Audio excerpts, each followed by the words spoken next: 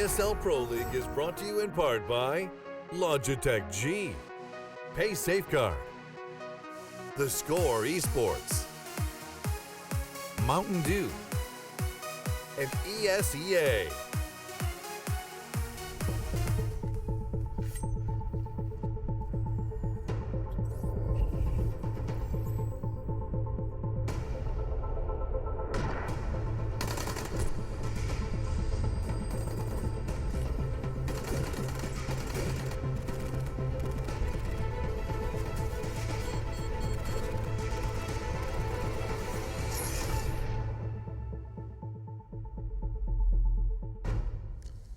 Good evening, ladies and gentlemen, and welcome to the ESL Pro League. It's week 4, it's match day 12. It's time to open the book again on another great week of Counter-Strike. Obviously, no desk here today. It's just me and Lauren with a skeleton crew manning the fort. You had a weekend off in the UK. Lauren, how are you feeling? Not too bad. Had to do the old passport renewal. Not that much fun, if I'm completely honest. If any of you had to do it, I'm sorry already. But yeah, nice to be back. Nice to be sat down. A little bit of a weekend away is always good. And a lot of these teams and obviously all the casters out at the Star Ladder event right now. So as said, I think some of these teams actually will be seen tonight. They'll be playing from the event itself. Yeah, that's right. We were talking about that. A couple of teams had to just sort of rejig their schedules to make it all fit. But this is esports, and we will make it fit one way or another. Let's have a look at what happened last week. Because Lauren, of course, it was quite a big week indeed here. 4, of course, days. But this was our last match day as well. Kicked off with Na'Vi versus Flipside there as well. An interesting head-to-head between these two, but Na'Vi definitely showing their dominance, again flexing their muscles when it got on towards Overpass. And really for me, it just showed again how talented Simple is and how well he's forming himself within this lineup. You're starting to see him become the individual that we expected pretty much, and how well he's gelling with Guardian, how they're playing off each other. You saw that on Overpass specifically. They actually bounded off each other playing by toilets, supporting each other in a really nice role. So a very impactful duo.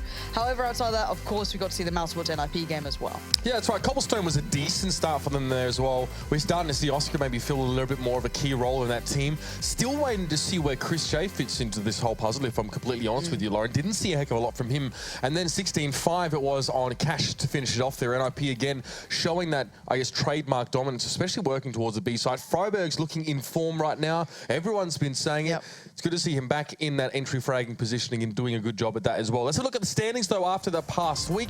We actually had 16 streamed games, and I think another 16 off stream, so it was a big week. NIP stand at the top, 9-3 here as well, but Na'Vi nipping at their heels at 6-0. Yeah, for me, Na'Vi's performance so far has been the dominating one. You looked at them with a new roster coming in, or at least, you know, a player changed. Obviously quite difficult for them to bounce back, but they came back after that 2-week break and looked the strongest. FaZe also got off to a very good start, picked up a lot of victories, but they may have capitalized on that little bit of a phase where other teams weren't quite up to snuff, and you saw that with picking up several victories across teams. You'd argue they'd have normally a closer matchup against. Going down the table there as well, Virtus Pro sit at 5-5, and right down the end, it's Flipside 0-8. They may already have done themselves out of a spot at the playoffs at this point. I think Yanka was saying, I think it's 7 or 8 losses would probably be the cutoff there as well. Dignitas and Estrada, so interesting story between those two, 8th and 9th respectively. 2 Danish teams locked in Death Duel in the middle of the ladder there as well. We still want to see more from them. I was hearing earlier on from Dupree, especially leading into LAN this weekend, he's saying that they really need to call on some focus Very, very important. But they have qualified for ESL New York, Australia, so they're definitely feeling a little bit more upbeat recently. Well, yeah, it must be hard for them because they came off that break, they came back, they had some bad results, but then they went to boot camp and it started to feel better about themselves. Then they went to that, I think it was just a Danish LAN event, and it all fell apart. They lost to someone who they really shouldn't be losing Heroic, to. yeah. Exactly. You know, Heroic are a good side. There's no disputing that. They're certainly very talented, but Astralis were meant to be world beaters at one point. So again, it's been quite the rocky road for Astralis, and you're seeing that reflected in how they are, you know, in social media, I guess, how they're presenting themselves, being a little bit more, you know, I need to work on this, I need to work on that, sure. you know, getting back to form. But they are actively trying to do so. So again, they're one of the teams that could have one of those late resurgences in the league towards the end of the season. But by that point, they are actually down a good couple of losses already, so they're very much on death's door at this point. They've got to be careful. In my opinion, the only team that from the Danish region anyway, that we see really succeeding is actually Heroic, to be fair. Yeah. Exceeding expectations, I think, for many people. Of course, many from the old SK lineup. Speaking of SK, obviously Dignitas still trying to make things work with Magisk Boy as well coming into the lineup, who was supposed to be that star pickup. Yeah, we're all waiting for that star pickup to find his role, for him to find that form that, you know, it was hailed upon. And same with, you know, the likes of Config as well. A lot of these players have had that big kind of check mark next to the name going, all right, these guys are up and coming talent. Now, for me, the biggest standout player from that lot has been Cajun B. He's come back in after being in Astralis, of course, got moved away from that, came back around the block, and he's actually turned up massively. You saw his Dust 2 performances as of late have been absolutely outstanding. He's been providing a lot of firepower that people didn't really see from the Astralis lineup. You know, he was always renowned as the cleaner, right? So he'd come in and kind of mop up the remains or get a couple of exits. Nothing too crazy because they had, you know, such firepower there as well on the Astralis team at the side. But I think he's had a little bit more room to work in this Dignitas lineup, of course, and he doesn't have the same sort of set of expectations on him. Yeah, I agree. So, and we're interested to see how Kirby also sort of goes on the other side of that coin as well, whether he gets to flourish and spread his wings. But that's a discussion for another time. See, that's what happens when we're away from each other for a weekend. We just want to talk about CS, Lauren. Yeah, massive nerds.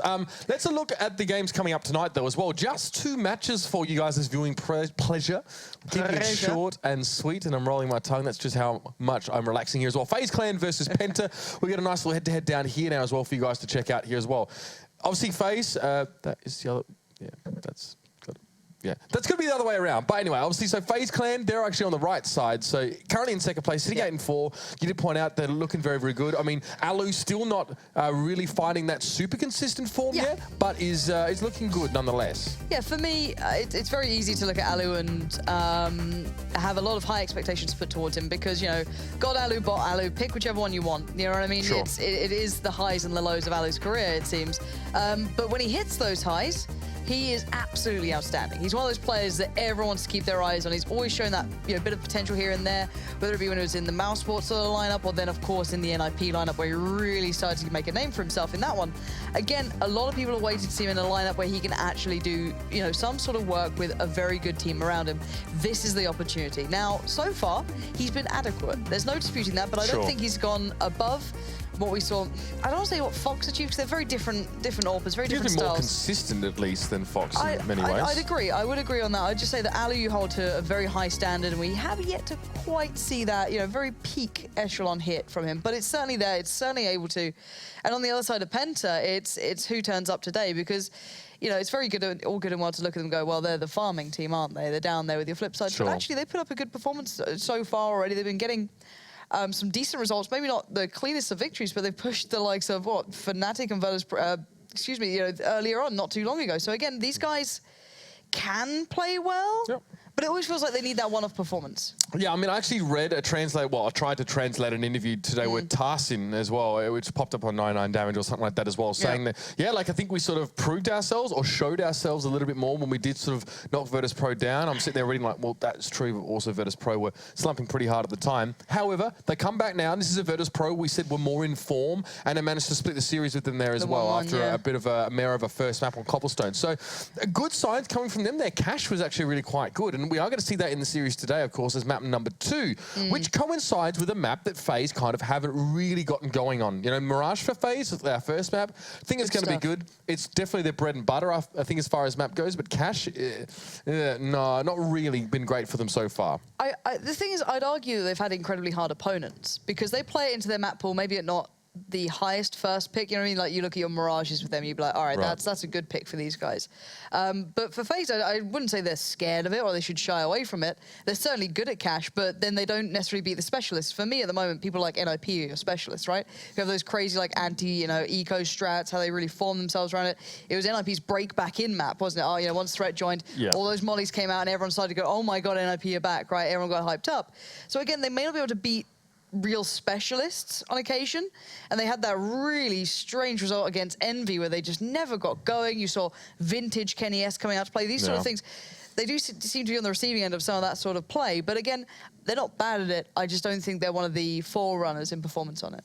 Yeah, I mean, and the thing is as well, you've got two teams of very different ends of the spectrum, right? FaZe has a lot of rough results on a lot of maps because they're sort of that team trying to break into sort of the top 8, the top 6. So they're actually, honestly, to be fair, a lot of their results are pretty damning. They're quite one-sided against them or just sort of kind of nasty in general. On the other side of the coin, you've got Penta, who is probably the best team in Germany and plays a lot in the German scene and in the sort of tier 2, tier 3 scene a little bit more. So their results are very, very good. So you can't really go and look at their rating of their players and the map win percentages because it's not really a relevant comparison to make.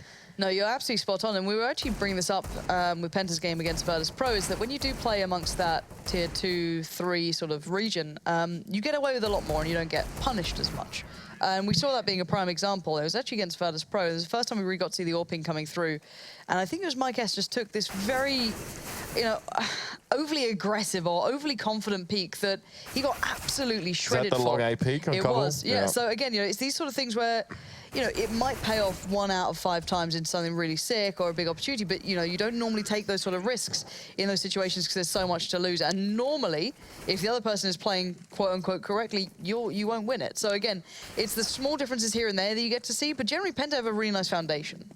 Yeah, I think so. I think Cobblestone was a good example of that, where they were kind of a little bit desperate or a little bit nervous about not going into a mid-round situation without any information, right? We always see that a lot of teams will go for that sort of long A peak, which for a CT-sided team, there's always quite a large element of risk involved. It's not something you can really do on the B side. I mean, maybe you can counter boost an AWP or someone into drop room and try and see what's happening in halls, but kind of tough to get that sort of information going. But I mean, yeah, Cash should be interesting. I mean, what I like about these two maps, they're both mid-centric maps, Lauren. We've been wanting to see how Alu fits into this team. We've been wanting to see how he performs. Crystal is always a bit of a wild card, a bit of a joker at the bottom of the pack there because you never know what he's going to come up with. Sometimes he's made some of the most nutty plays I've ever seen, just no-scoping 5 people one after another. And then sometimes he's just too aggressive, which is a bit of a common theme sometimes with some of these Penta guys here as well. But, you know, Tarstan was saying in the interview as well, it's very much you know, it's going to be a long-term process for us. Our eyes, ultimately, we're in the league because we want to win the league, but we might recognise that may not happen in the near future. But, you know, we're in for the long haul here. So that mindset, maybe on the wide scope that they apply to the league, maybe they could just sharpen that up and put that scope into how they play their games too. Oh, definitely. It's always interesting. It's a long... I guess the long con almost with Penta, isn't it? You can't expect those quick results. You have to play the extended game here. You've made lineup changes. You've brought new players in. You've made a lot of switches in the playstyle. You're not just being that German team anymore. You know, they're always considered the ones after Mousesports. And Mousesports kind of shone ahead. They picked up other players. So maybe stepping a little into the footsteps of what you could argue Mouse did, but the firepower is so different. So different. Of course, you can't quite translate that from one to another. But certainly reminiscent to a degree. Now, again, I think this is one of the things with Mousesports and Penta, and when you look at this, it's about breaking and getting that experience, because Mousesports weren't exactly a high-flying team when the Pro League first came around. They were certainly, you know, towards the lower end of things. Now they are big contenders. No one's going to take that away from them. You know, once Nico came in, Chris J's there, Oscar's there, you know, there's a lot to be seen from that lineup. Penta can do the same. Penta needs to build up some good victories. Get that good practice in against bigger teams, because there's no better practice than the officials. Because one, you know, FaZe are going to be at an offline event. I don't know if Penta are there. I could be mistaken if they are or not. I'm not too sure personally.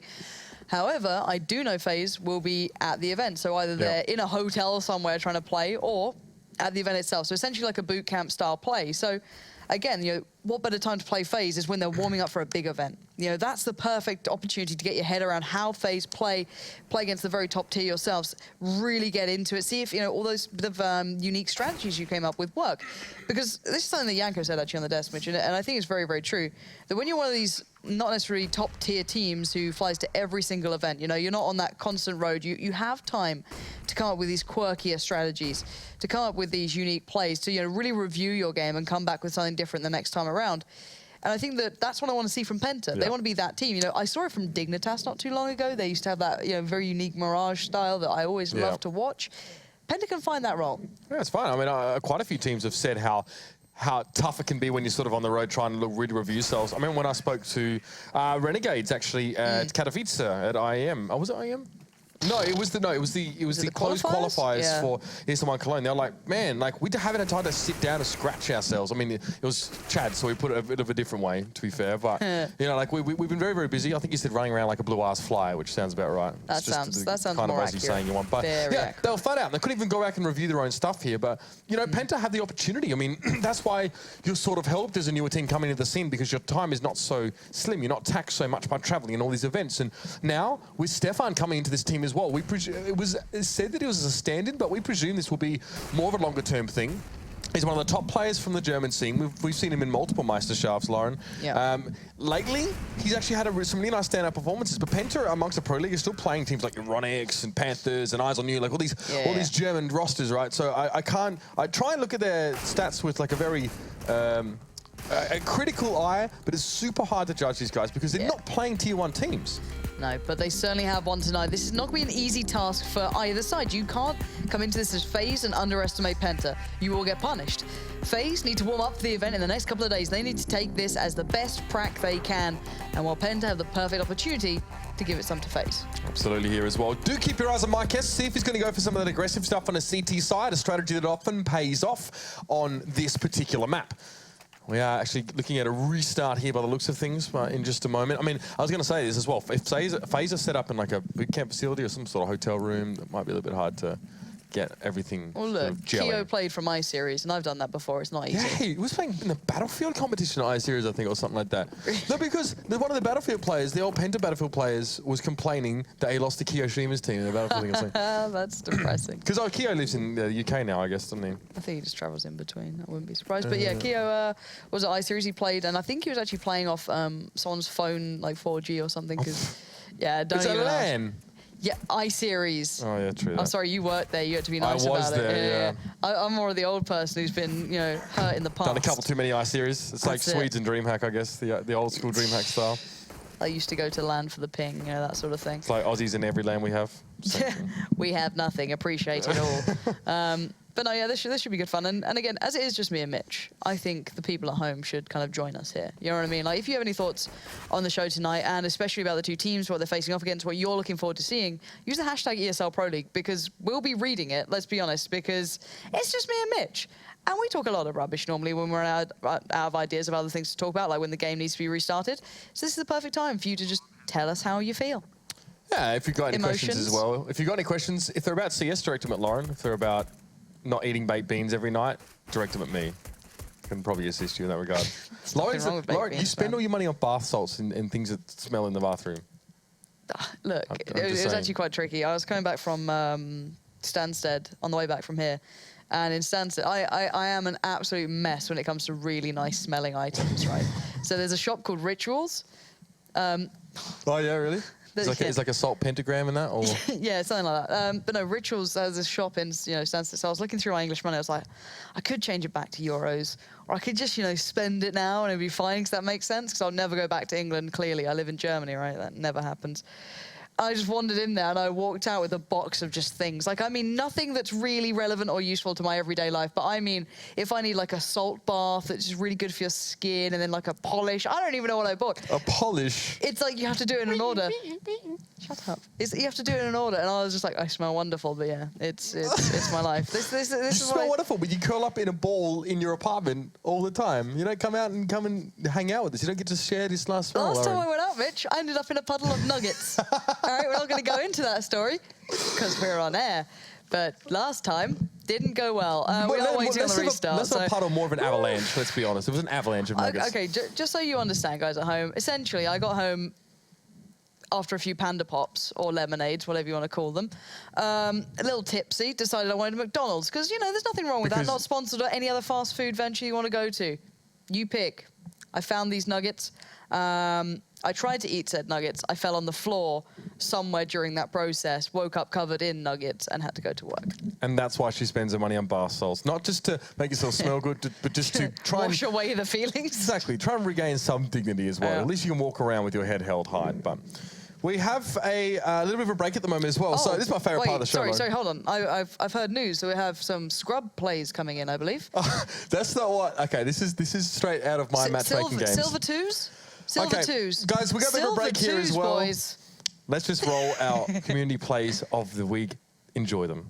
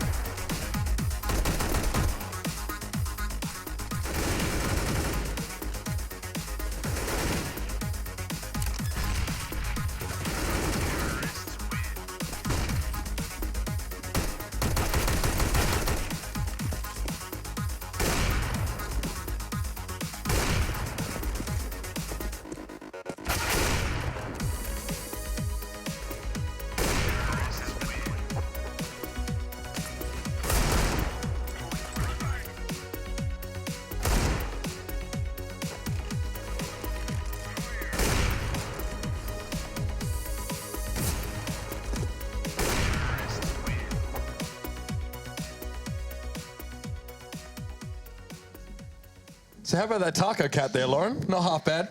Spicy plays. I can't believe you said scrub players. No, I'm upset. I don't know. Okay, look, I'm going to put this out there. And if one out of the, I don't know how many people are watching, right? However many of you there are out there in the world of the internet, however many of you recognize the name Azate and just randomly know what that means. It was one of the old enemy territory players who used to play for like one of the best teams in the world. Like, I think he played for TLR at one point, Impact, Queens, like really good teams. And now some random guy stolen it. Stealing names is not cool. Are you sure he stole it? Yes. Yes, it's not him. I've literally just looked at his profile. Definitely not from Finland. I'll tell you what, Lauren. Little livid. Let's just settle for a sec. There's actually some questions here for you. Here's your question. What's the best... This is from Connor, by the way. How it going? Like it. What is the best place on Mirage to hold with a deagle on an eco round? Why do you always ask me deagle questions? I can't deagle. This is the one thing I can't do. I'm literally useless. Well, okay. Every time, but no. What about like, anything? What about any pistol then? Okay, so ideally with, let's say, Mirage on the CT side, it's something that I remember speaking to. Actually, it was the strange thing to be was when Pitt was in. It was, which lineup was it? I can't, it was one of the, when he went over to North America, he was playing with like Lex and people like that. And he was one of the first players to get really known for like being a really strong deagle player. And it kind of turned a lot of heads. And I remember talking to him about it. He was like, well, the fact is that as long as you can escape back, right? So if you can hit a shot, let's say you're playing where they are right now, as long as you can find somewhere to fall back to, take a shot, kind of be able to jiggle peek relatively safely, you can do so much damage. That was before some of the changes though. So it's a little different now, but as long as you've got escape avenues where you can just back away from it and constantly do damage, the more tags you get, it's unbelievable. If you do one tag and die, it's boring, right? You know, that does nothing. That's maybe helped one teammate. If you're able to take up 3 players, even if you don't kill them, sets up so much. So yeah, yeah, just make sure you can fall back. Play like, play it like you have an AWP. All right. Who do you think's better, Lauren? FaZe Clan or Optic Gaming? Which team is stronger right now? In what way? Let's just assume it's stronger. Not in terms of cuteness. In CS, FaZe. Right. FaZe up. FaZe up. Dan feels like Harambe. Thank you. That's not a question, but... Shout out to Dan. Cheers, Dan. A nice Canadian would like to know, did you fall asleep at McDonald's with the nuggets still on you? No. I was actually at home by that point. I think I'd attempted to get to my bed, but somewhere in that journey, I had fallen over and the nuggets actually attacked me. I was trying to get to my safe space, Mitch, and they just didn't allow it. Oh, dear. Well, we're live now. We've managed to get through it. A nugget-free safe space. Wouldn't that be the dream? Anyway, let's jump in now as well. This is the real thing. This is the real deal. Let's jump in. Penta are going to be on the CT side here, but FaZe, more interestingly, going to be heading towards B. It's going to be Kiyoshima with a double flash and smoke under his belt. So, Tarsin, good luck, mate. You don't have much to do here. There we go, nicely done. He's actually fallen away from that, so that does mean that he's gonna be able to stay alive for another day. And look at the play from Penta. They have so many players already on this side. They're in such a good position for this. 4 players there now. Lol, gonna find one, Crystal another. So it's doing pretty well so far, but now the trade's starting to bleed over towards FaZe's side. Bombs planted, and the after-plant positions aren't too bad either. So again, Penta's gonna work for this. They have no utility left, just the armor players now to come back into this. Penta have to just filter through on towards the side from this position. Stefan just steps up and gets his head taken clean off by AZ. And Lol, well, he can at least trade into that one, but AZ wasn't really the problem. Kiyoshima was over in the corner, and even Rain was keeping his head down for whenever he needed to jump out there. He was low in health, but he couldn't always have gotten involved in the fight there. So FaZe get that first one, a couple kills for Lol, but not enough. He's a constantly well-performing member of Penta, but it's going to take a little bit more up against this particular roster. This is the thing, if you look at this game, you will make the assumption, or you'll look at it as such, that Penta will definitely take the time, or can take the time, to look at teams like FaZe and see how they approach the game. So I'll be quite interested to see if they have any, not necessarily anti-strats, but approaches that work very well against FaZe, for example. Now, Crystal, you're playing up on short there, just, laying off a couple of shots to the scout. Nothing too deadly, nothing to worry about just yet. But again, FaZe, this is something they're very good at as well. Taking that mid control, working their way up through connector, which looks like it's going to be, it's a very all-encompassing hit so far.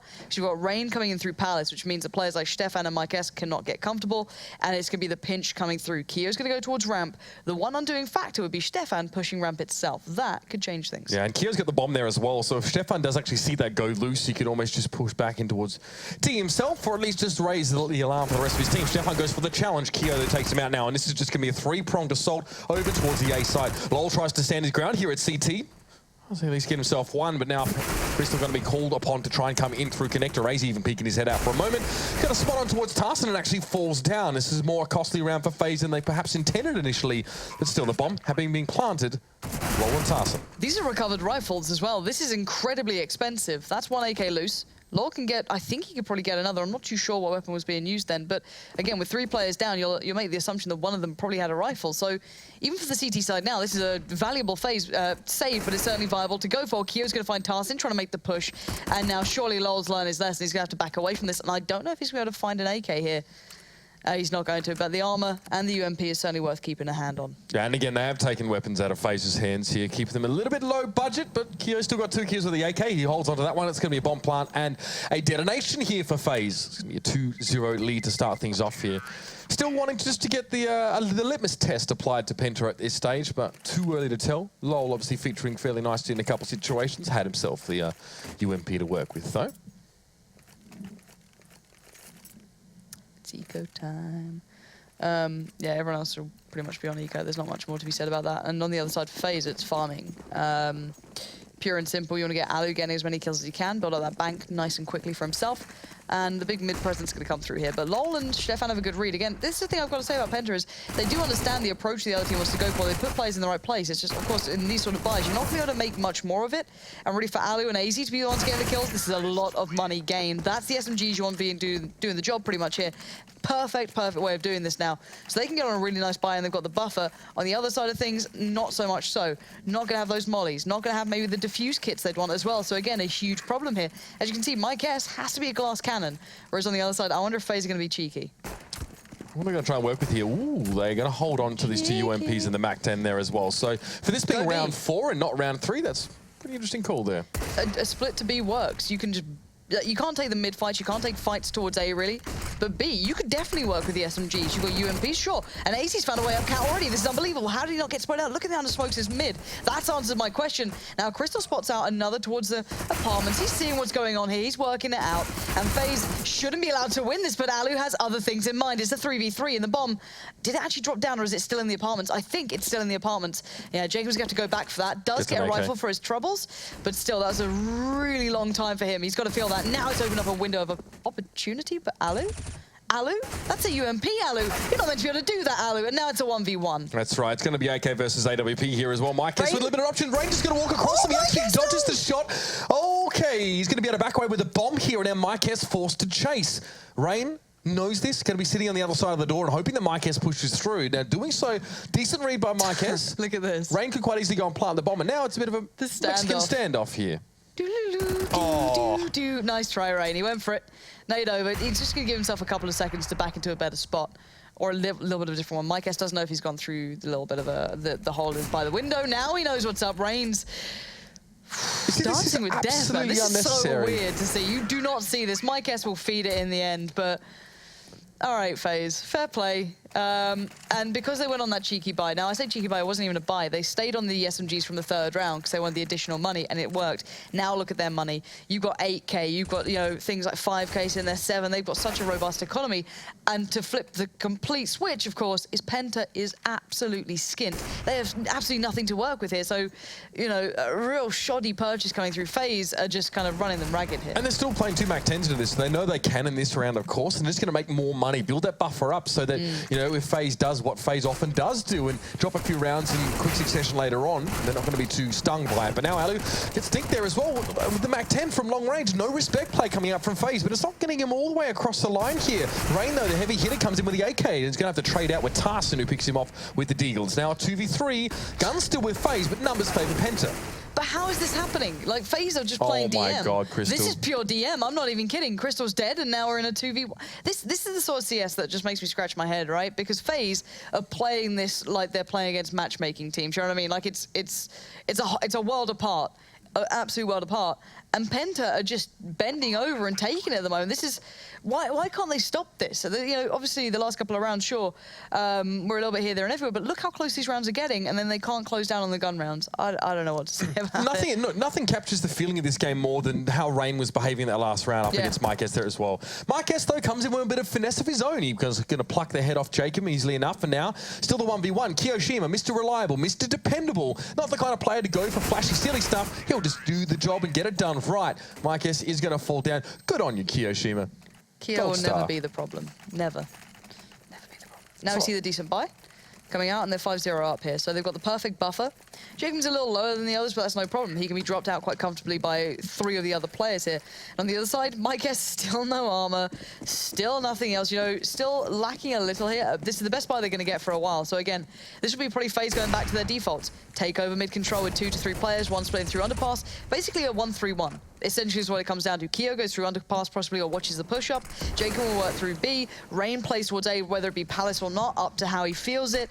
And the others slowly but surely pressure them. Now what this does is just make it very hard for Penta to read the approach. Yeah, it turns this map into a bit more like Cobblestone, actually. And we know how Penta that has been stung by that kind of map and the way they play it through. It's nerve-wracking waiting for the teas to come from any which angle. You don't know where they're going to be approaching from. You try and get little snippets of information, little sound cues, but it's not enough. And now FaZe already got pretty much 4 people on the way towards B if they decide. Because the logical response of losing complete control in mid is to push elsewhere. It's always to push up one of the extremities.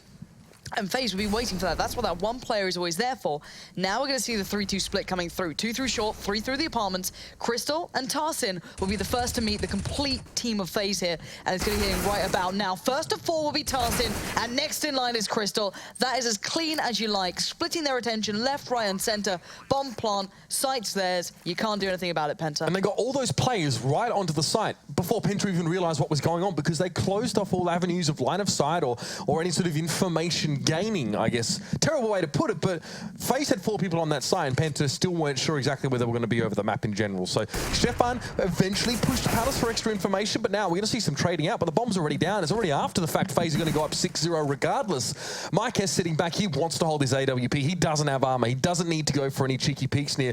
But you know what, AZ? Well, he's that kind of guy. But now Mike S gives his position away. Rain might want to chase him there as the round just times down. For Penta. For Mike S and Stefan. It was worth chasing them. If they could keep that down without having any other gun stayed over, that would be really good. And they have so much money, they can kind of withstand over 10K for Rain there. Yeah, and Alu as well, having a really nice start. He's doing perfectly for himself. And again, now that they're so there's 2 weapons, they can kind of spread the wealth a bit. If they'd got those away, that would be a lot of a hard decision to make. You'd be working with so much less. But they still have enough here to be, kind of scrape together this very shoddy buy.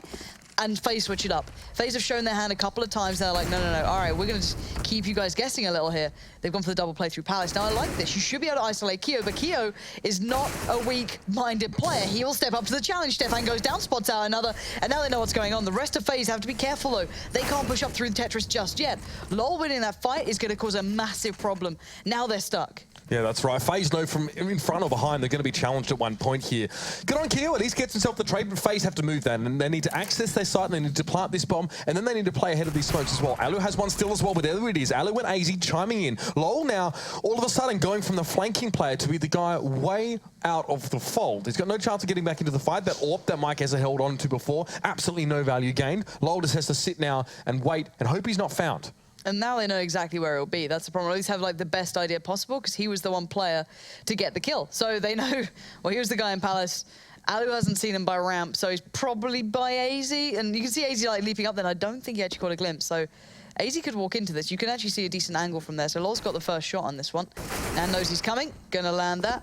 And then readjust quickly, because he wants to keep hold of this. They have so little money now.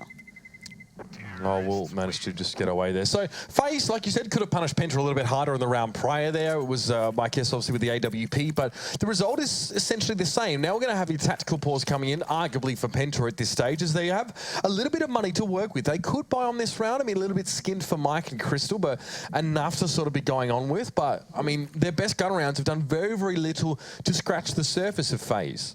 The thing is that when they're on the pistols, though, they do a lot of damage. Like, if Rush, can you... Rush is the observer. Rush, if you can go through the rounds just on the scoreboard and just like highlight how many people are alive. Like initially, it wasn't clean for FaZe. Look at this, 2 left alive, 2 left alive. Keep going. Okay, that was the, once you saw those gun rounds coming in, a little bit closer, but pistols again, 1 player, 1 player. They've been getting pretty close. That's the thing, and that's probably where it's been frustrating for them, because they've been getting it down to those 2 players. Thank you, Rush. But it kind of, you can stop now, Rush, it's okay. He doesn't know what to do now. He said, tasks. But no, it's been the fact that, for FaZe, they've been locking it down, though. And as much as Penta may try and get close, they just don't close down well enough. So once that site gets taken over, they do not get any sort of shine back into it. Penta now as well have decided to go for some semblance of a buy here. It's going to mean it's a FAMAS for Crystal, and it's going to be a scavenged AK thrown over in the direction of Lol here, who is essentially the only player that's able to get a lot of kills, but often they're after the fact. They're sort of after the round's already lost here. Alec goes for an early peek. He actually catches Lol with that one as well. He goes down to 12 health. That's not a good start at all here for Penta. Lol wouldn't even have seen that coming. It would have been like a flash of lightning. And then, of course, the pain in his arm there where he's been tagged up, and not good at all here. He's going to have to back away for a moment, or at least just try and take some more defensive positioning over the map, as again, mid is starting to be annexed off by FaZe. I want to see Penta go aggressive through mid. I want to see them try and do something different here, because Tarsin's trying it on B. That's the one thing they're approaching here. But no one's really worked out that, well, there's no one here. Let's, everyone focus A, because there's got to be where it's coming from. Stefan's going to have a horrible surprise, and there it is. Peekaboo, Jacob finds him, and now Mike S has to get ready. The mid is completely locked out by FaZe. They're looking to punish this further. AZ is already up in ladder room, getting control of Cat, getting a bit of jungle presence going, and Penta, slowly but surely, second by second, are losing out on real estate throughout this map. Lol's the swing factor. Now, he has nothing to lose. 12 HP and an AK, you shouldn't be able to get too much, really much done here. And probably FaZe won't check this. Now that Mike's S has been found, this means it's complete freedom for Lol. That's 2, and that could change here. He's seen the bomb. He knows surely where Jacob is. It's a 2v1, and this has changed everything. Lol just wants to bide his time now and wait for Tarsin to get towards this side, but Jacob's going to have to challenge him any second. He will manage to spray Lol down. He was low in health, but he doesn't know where Tarsin is yet. He keeps looking towards connector, towards jungle, thinking he might be there, but then he spots Tarsin out, showing himself at the exact wrong time. You don't need to. There's no bomb being planted. He knew that Jacob had to be close to that A side. There's no reason to push onto it like that, but he does. He exposes himself and gets taken down as a result. Oh, that's so unfortunate. And Jacob as well. Like, let's be honest, Jacob flat out aimed him as well. Like, that was 2 players kind of working out where each other were at roughly the same time, and Jacob just trashes them. If you're Tarsin as well, is it reasonable to think, okay, he actually may have gone towards the B site? Yeah, and sure. Do you sort of check that in that way, or do you go via CT? For me, hindsight is 2020. So when I look over this, I can see that the bomb was dropped there, blah, blah. I see the whole picture, but for them, maybe you didn't see exactly where the bomb was dropped, maybe he wasn't too certain, maybe when Hedges bet, just have a little peek towards A.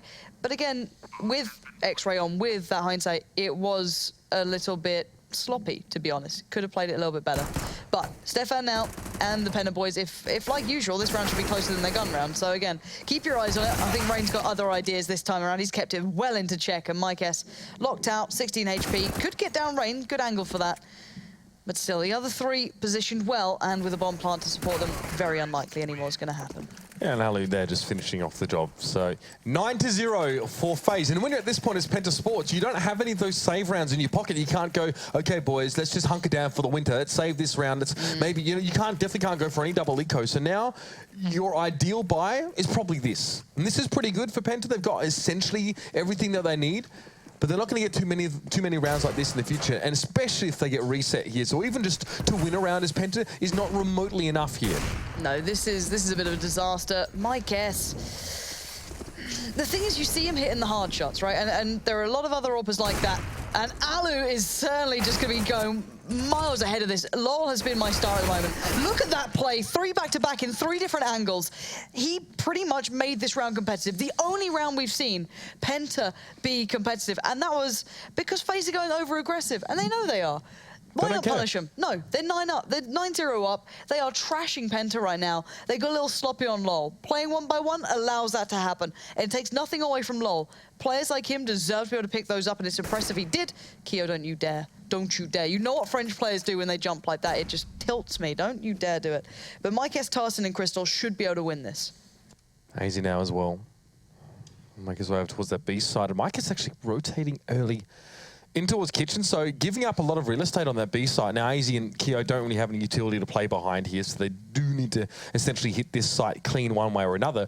But they've got the favourable split right now. They got, well, I don't know, Mike he seems just determined that there's something happening at A. Maybe a false call or a bad sound cue. And they're not there. Oh, okay, not bad, Mike. Finds AZ, he tries to jump across. Now Keo knows he's up against it. There's going to be time for Crystal and Tarson to rotate here, and Keo, well, he doesn't really fancy taking this challenge. Well, he's not going to take that one. He's going to go A. Why not? He can get it. The faster they can get there will be CT. He doesn't know it, but you can make the risk. You take a chance for one of the plants. You won't be safe from everywhere, but you choose the safest position for you. I don't like it going straight for the CT plant, because that means Tarson's got the clean peak. Whether or not he takes it, next big thing, but still, you've got to take a risk. Take a challenge. You got a plant out of it, which is, I guess, the best you can ask for at that point. But again, it's always about just where they're going to be. What's the most likely place? In theory, you'd probably have a player in jungle more than you'd have one in CT if you'd already shown presence at B, because it's the faster rotate and easier to be a linchpin on. But still, you know, for me, again, some of these positions, some of these plays, like Mike S here, that looked on him, but it really wasn't. To be watching it back, slowed down, it just wasn't on him, quite simply as that. And LoL, for me, again, has been Penta's redeeming factor. Yeah, no, he's been playing really nicely here as well. Unfortunately, it always seems to be him, you know, obviously being the lurker or coming around from the flank and getting a few kills or being sat safe on the site. So it kind of like, you know, we used to sort of make jokes about Nick Kill and Mousesports, and now he was sort of, you know, having to really pull the team along. I think LoL's a fantastic player. It's great where they managed to pick him up from, but the rest of Penta needs to live up to that sort of legacy, if you can call it that at this stage. So Crystal gets himself in the ladder room, doesn't even bother messing with that mid window right now. It says, Mikes doesn't have an AWP, but he fancies not to really test it. He's taken it to short, so a little bit of a variation here for Penta. He did try this last round as well. He jumped out of mid window towards short, still missed the shot. Second time, also misses the shot. Crystal, though, at least shuts down AZ. That's a little bit more of a different position. We don't usually see Crystal in that last round in that spot. He backs away, though, towards CT. And Penta are going to take a breath. They're going to take a step back. They've gotten the pick, they've gotten the man advantage, they're going to wait for some more information. But look at Alu, he's just walking up short with the Glock. Like, he's getting so much info. They've already backed away from this, they're probably expecting it. They're probably sitting deep on the sides, they're working this out with every free step they're taking. Look at this, Rain has walked up completely unscathed. Now, they should be using these mollies to clear these corners, because LoL has been flourishing them. Now Stefan trying to do the sort of same thing. Can't make it happen twice, that's not how it works. Alu finding Crystal as well means the player that was, you know, quick on the rotate, playing from jungle, now removed. However, would you expect Tarson to sneak through the smoke?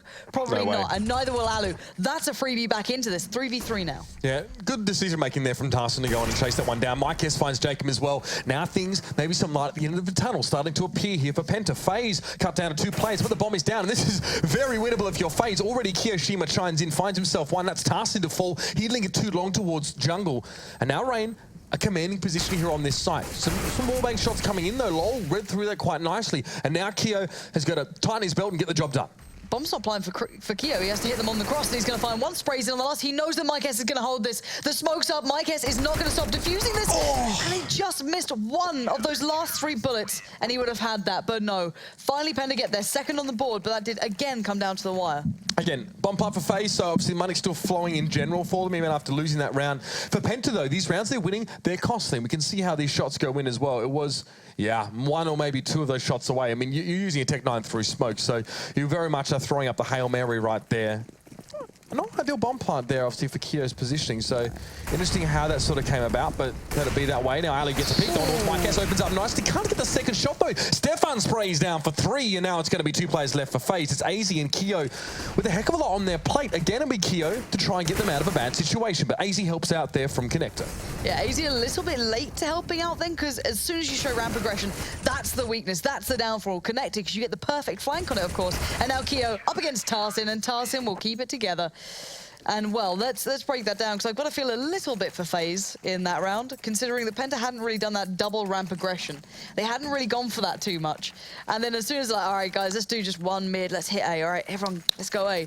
And then Penta suddenly at ramp, it's just like, really? That's the round you decide to do this on?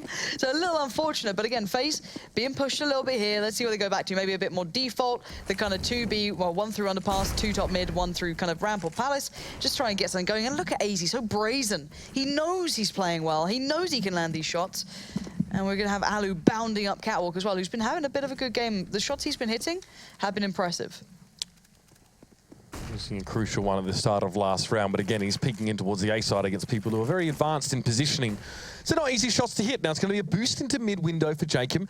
This is just going to compound FaZe's mid control at the moment and give them a bit more of it, but Mikes was expecting this. He takes a bit more of a rear position, sits back, hoping to spot Jacob, but that's a shot you really want to give. You give up that mid control to get that kill. It's a transaction, but he doesn't get the kill. Now Kyo picks up Tarsin. You're starting to sweat as Penta here. This is the whole point of the basically a 1-3-1. You make them want to push up through the extremities. As I said earlier, Tarsin then tried to get back info, tried to get back some real estate. That's where Kyo's position comes into its own. It catches the push up and gives you an advantage. And he's selling it like it's a B. 3 players instantly respond. Stefan, Mikes, and Crystal all come over. The more damage Kyo does, the better. But he wasn't meant to be the end game plan. It was always meant to be this mid and this A play. But the bomb was left at the top of mid. So again, still very much undecided how this one pans out. Does Mikes hit the clean shot? Can Rain hold that safety net across jungle? And then it's all down to Stefan and AZ. Well, Mikes might just be looking the wrong direction at this stage. He's actually just sitting outside of that B site. He's made his way to kitchen now, and FaZe make the correct decision. They're going to go towards A here. The one weakness that they have to know is that CT is not clear. So they can plant for short, they can plant for ramp, but they cannot openly plant for CT, and AZ just takes the fight. Absolutely nuts play from him. A little riskier now, Mikes. You've got to come back into a nice out-plant position. Not going to help out when you miss that, and AZ is landing blinders. Yeah, really nice stuff from AZ as well. He started off the round, I mean, 15 and 10, now 17 and 10 there as well. The guy that can temper this aggressive play, this brazen play, with just good thinking, good foresight. And obviously reading into that situation very, very nicely. Timing was definitely on his side. So FaZe stemmed the small amount of blood, I guess that was starting to flow a little bit. Penta put a scratch on him, but that's just about it. Now, I think the reality of that reset pretty much comes into its own here. Not a lot of money here for Penta to work with at all. Tarsin opens up nicely though, makes his way over towards Courtyard, but there's always the trade. Jacob finds him now. Good for the T's to get that little bit of trade, and Crystal has to hit big with this Deagle, but he's not going to be tested. Jacob steps back. The rest of FaZe deciding what they want to do with mid further. Wow. When this guy starts playing well, it is enjoyable to watch. Crystal can cause a problem, though. That you highlighted it earlier. They left the AK there, which is kind of sloppy. They could have taken that away. And now, the Snacks Wonderland might be coming back out to play. He sees the bomb, he sprays in, hoping the second would just walk into it. Alu is having none of that. And now, will he go any further? Yes, he's going to commit towards B. We've got the B push now coming in. Law unsure of this. Mikes, the only one there with a CZ bit of armor and 2 flashes. Again, can do damage. I don't know if he's going to be allowed to. Certainly not like that. Still a little bit costly for FaZe on this particular anti-eco situation. Obviously, it was a little bit of a force here from Penta. You could see from what they were toting at the start of the round. It's going to be Lowell with nothing but a 5-7 here. And, well, Ali doesn't really miss too many shots, especially not these ones. So he'll have the little bit of a pixel changing color. He'll be having his eyes right in the middle of the screen there just to spot for that one. And Lowell gets the AK that was dropped there as well. FaZe maybe just a little bit absent-minded about what transpired in that part of the map, realizing that, hey, weapons were dropped here. If someone could sneak up here and get it, they'll be walking away with quite an expensive weapon, and Lowell will do that. Jacob, checking towards top mid, is not going to find it at this stage, so it's daylight robbery here, and Lowell is getting out. Yeah, any saving grace at this point is good for Penta. They don't have much else. Scoreline-wise, pretty condemning, not impossible. Lowell's position, oh my god. Ooh. just about keeps it. As I said, they needed that. The money's so trashed. So yeah, this is the reset into, and they force, and then yeah, they got nothing this round. I would say because it is the last round coming up, you know, at least they have a little bit of something. You know, it's a little bit of something is better lining. than nothing of something, I guess. Yeah, exactly. But for FaZe, obviously this is still not very nice. On the other side, I think Rain just going to show him how it's done. Just walks straight out. Gorgeous movement up towards Tetris. Lands a couple of attacks towards Tarsin. He needs the support here now to come through. And I think it's Alu coming through Palace who already gets found. So Lol there going to provide his worth and then some. But AZ has been the changer here normally. He tries to pull him in close and then just absolutely cut him at the knees. And this could be perfect now. Bit of a disengage here for FaZe. I like this change of pace for them now. When AZ's a linchpin, he can catch rotators here quite easily, or give the signal over to the rest of FaZe, saying that there are players rotating towards B, guys. I can hear them. Lol, though, will be rotating back through CT, so AZ won't be able to detect him. They're going to slow down. They want to allow AZ the chance to get any players towards A, basically. So then if he got maybe a ridiculous couple of shots, they could bang him through underpass, switch something up. So again, FaZe keeping options open, even with 1 minute left. However, time's going to start running out now. AZ's gone. They're limited on options, and Crystal knows what's coming his way. Yeah, you've essentially just got to go now for FaZe. No other choice. You've got 55 seconds left. There's still some time, but you've got no really other ways of getting information. So the straight challenge on towards Chris, who yields a 1v1, but Mike S has got a nice little cheeky spot on the bomb side. He sees the backside of Jacob and sprays for it. He catches it now. It's going to be Kiyoshima. Got himself a grenade there as well, trying to spray around the corner. Gets the decent damage down, but he's 1v4, and it's going to be Lol to shut things down. However, FaZe, it's 11-4 at the half-time, Lauren. A lot of work to be done here for Penta in the second. Yeah, that's an understatement. That was a very commanding first half from FaZe. Looking somewhat complacent at times, especially in those anti-ecos. They lost out to maybe 3 players, but they'd still win the rounds. At the end of the day, it doesn't matter how close you get, as long as you're winning them in the end. And 11-4 means that they certainly were doing that. And that's right, of course. The second half, the beginning to that will be crucial. Pistol means everything. Penta have a lot to live up to. We'll have to see how they manage to do it in the second half, coming right up after the break.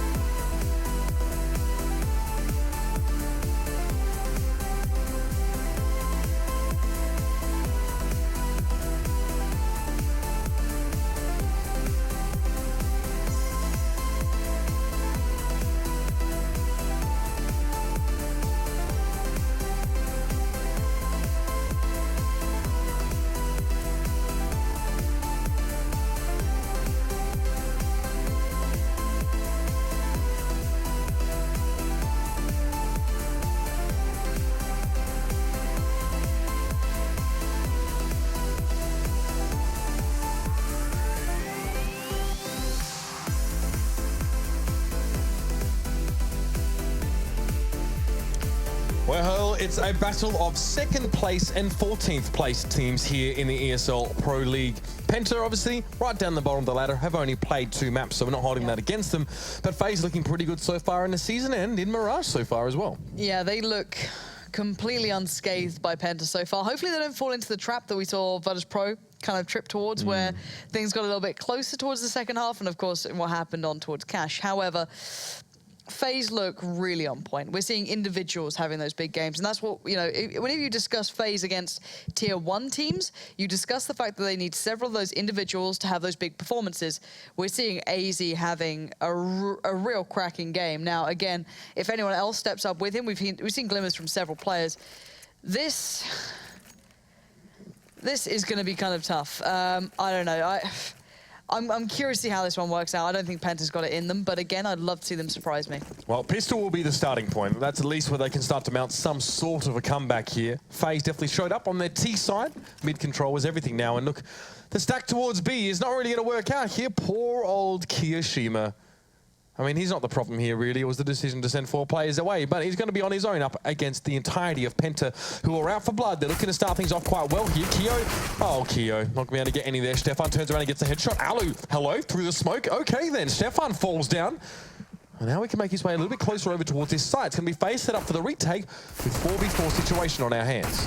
And, well, Tarsin, though, the raid boss, can come into it, and there's the support as well. Lol's going to support him and leave it all down to Alu. Now, he has no kit to his name, so that's going to make it even trickier at this point. With 3 players to find, we've got to see some insane work from him.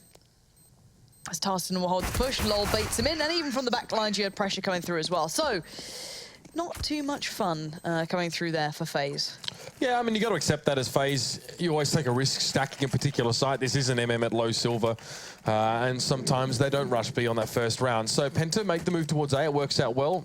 It's, you know, when you're in Kiyoshima's position as well, you're often spoiled for choice, and you can be a little bit flustered by how many people sort of drop down in front of you. So fair enough. Now, Force here coming out from FaZe generally. We've got Deagles, we've got 5-7s, we've got a UMP even from AZ.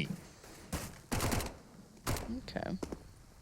I think FaZe just want this over and done with. I mean, they're forced into it, which is perfectly fine. So Kia's looking for it. They're just seeing if it was a default A there pretty much. Now they've got the info it isn't.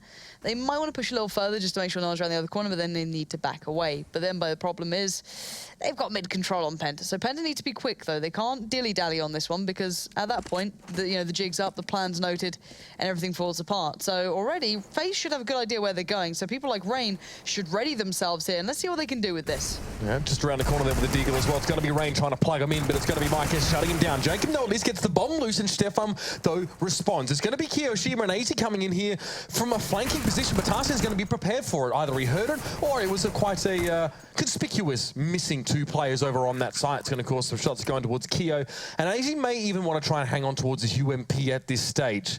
Investing into this round, hoping to get something for it, coming out with absolutely squat.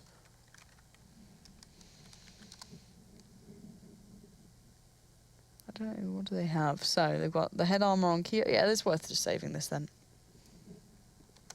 Absolutely worth it at this point. Nothing else to be done here, really. Maybe some exits would be ideal. But, press tab again. Let's just see how LoL's doing quickly. Rush, press tab. 21 and 11. Nice.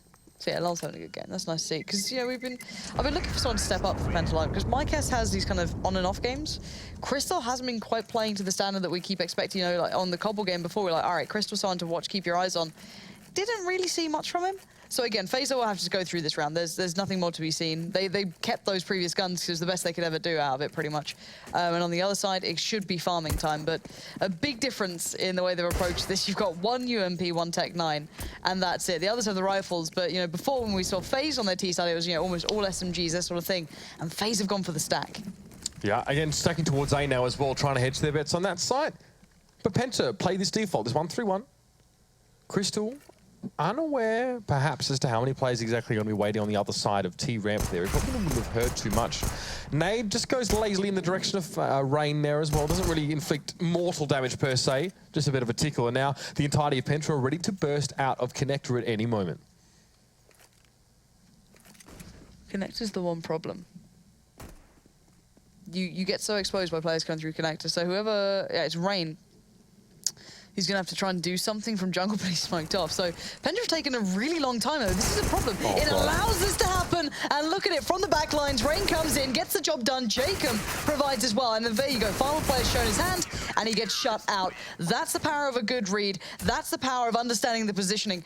Rain was in a power of position then. As soon as they come Connector, the rest of his team was vulnerable. They're going to focus on that. He was allowed the freedom, and no one checked it. Smoke was up there as well, and you can see he's forced essentially to push through it. He knows he may as well go for it there. Catches low with a quick headshot and then able to finish off on towards Tarsin. Gets himself an AK, and it's just all uphill from there. Nicely done. Very good turnaround. Penta didn't have a lot of information to go on either, to be fair. They didn't actually push that player up T-ramp, so they couldn't have even guessed as to how many players were awaiting them. FaZe, take the risk. They reap the rewards. And now Penta again, trying to come back into this one. Still could buy Crystal with a deagle. And they're tentatively checking mid here, Penta. Afraid that maybe FaZe off the back of this one wants to get aggressive up. You can see Lowell, he's positioning here right up towards the edge. Not yielding anything yet. And I want to look at the differences, because Penta have tried to take mid control. Something that FaZe were doing on such a regular basis on their T side. I want to see now how FaZe try and approach it. If they lose mid control, do they keep fighting? I think this could be the underhand pop flash, quite possibly, if Alu goes for it there from mid window. He's not going to. He's going to back away from that. Maybe just flash over his teammate. I'm curious, because he has played a supporting role before as well, so it's always nice to see what sort of set pieces they're looking at doing. We'll have to wait and see what Alu comes up with here, because it looks like he wants to be the one to make the play. Penta are going to go for the boost here, and there's the catch out. Mykes caught Alu completely unawares. Didn't expect that one. Now the deeper smoke's going to come through just to avert any sort of gaze from Connector as they do sneak their way up towards that B site. Yeah, Penta have a couple of moments here to decide where they're going to go. They won't be seen, essentially, but AJ actually going to peek through the smoke in Connector. He's going to make his way through there as well. He actually doesn't be able to catch on to anyone. It's going to be YOLO to shut him down. And now 4 players going to make the way towards B. It's just one after another now. FaZe falling like dominoes, but Rain actually really embodying that particular expression. Unfortunately, he's lacking his teammate Kiyoshima. What? Surely not. Now 1v2 situation here. He's down to 19 points of health. He knows where Stefan is. It's a little bit too good to be true there, but he inflicts some serious damage on Penta, who is still trying to build an economy. Not gonna lie. This buy is going to suck. It's not gonna be great. This terrifies me. You know what I mean? Like, imagine if that little bit of a trade was cleaner. Let's say he was left on 50, something like that. I could see him winning it, because one of the 3 players left alive is completely useless at this point. Mykes gets banged out, let's be real, and the other just about pulled it back in line. So it looks like we're going to see a default A from Penta. To some aspect, it might be slightly changed up, slightly switched up. Have to see how they finally pull it through, because you could see someone lining up the smoke towards stairs. And I'm a little bit dubious of them doing it against an eco. When you put this many smokes up, you allow players to kind of sneak their way around. You can play a little bit ahead of the smokes, try and power your way through, but it does look as though Stefan's going to be working his way up. So I'm worried here for Penta, considering, FaZe do like the old ace stack, and Alu, if he feels it's the right time to go on this, there is trouble afoot. Not going to be the case. He plays into it, tries to allow AZ the chance, can't get it done, and Stefan is doing everything. Smoke screens are out there. Penta can approach this side pretty comfortably, and Kiyoshima is blown to smithereens there as well. Jacob probably catching a bit of him on his boot there, just over in that CT, and Rain will have to wait. So Penta push on there as well. It's pretty much no frills, no nonsense, no nothing. It's standard take of the site. 2 smokes went in towards jungle there, and there was no challenge from CT afterwards. So Rain has a position to at least get himself the cheeky frag. Lowell should be checking it. A little flick of the gun over in the right direction will get himself a couple kills. So we talked about FaZe in the first half. There were a couple rounds that were sort of dominating. They had momentum, and even then they were sort of forgetting a couple things. Turn the light off here. Don't leave the fridge door open. Or don't leave AKs out for Penta to just grab. And now maybe we're starting to see how that looks when they don't have the momentum. The thing that you'll always see with Penta, at least that stood out to me, was they do have some of these unique plays. They do actually have them up their sleeve. We saw it on their cash game against Furthest Pro, but it's the lack of depth. Once teams work out what they're doing or how they're doing it, they don't have the ability to instantly switch up. They can't go, all right, guys, well, they've worked this out. Let's go back to doing this. Let's fall to this sort of strategy. Now, I don't think they've been pushed to their limits just yet at all. I think they should have plenty more to play with. But I think FaZe will have the sort of longevity to pull them through. So what we're seeing this round, already it's a massive posture towards B. It could swing in towards an A hit if they get an early pick, because they can go straight through underpass. They have that player in mid, one in Palace, still very viable. But AZ, what a cheeky spot. He can see up here as well. Tarsin's in trouble. Oh, actually, AZ just walked out at the wrong time. That's put him in the bad spot now. It all switches around. So Penta look hesitant, though. They don't know where to take it, and Rain is going to take the advantage, straight away finding Tarsin and giving away a bit of the game.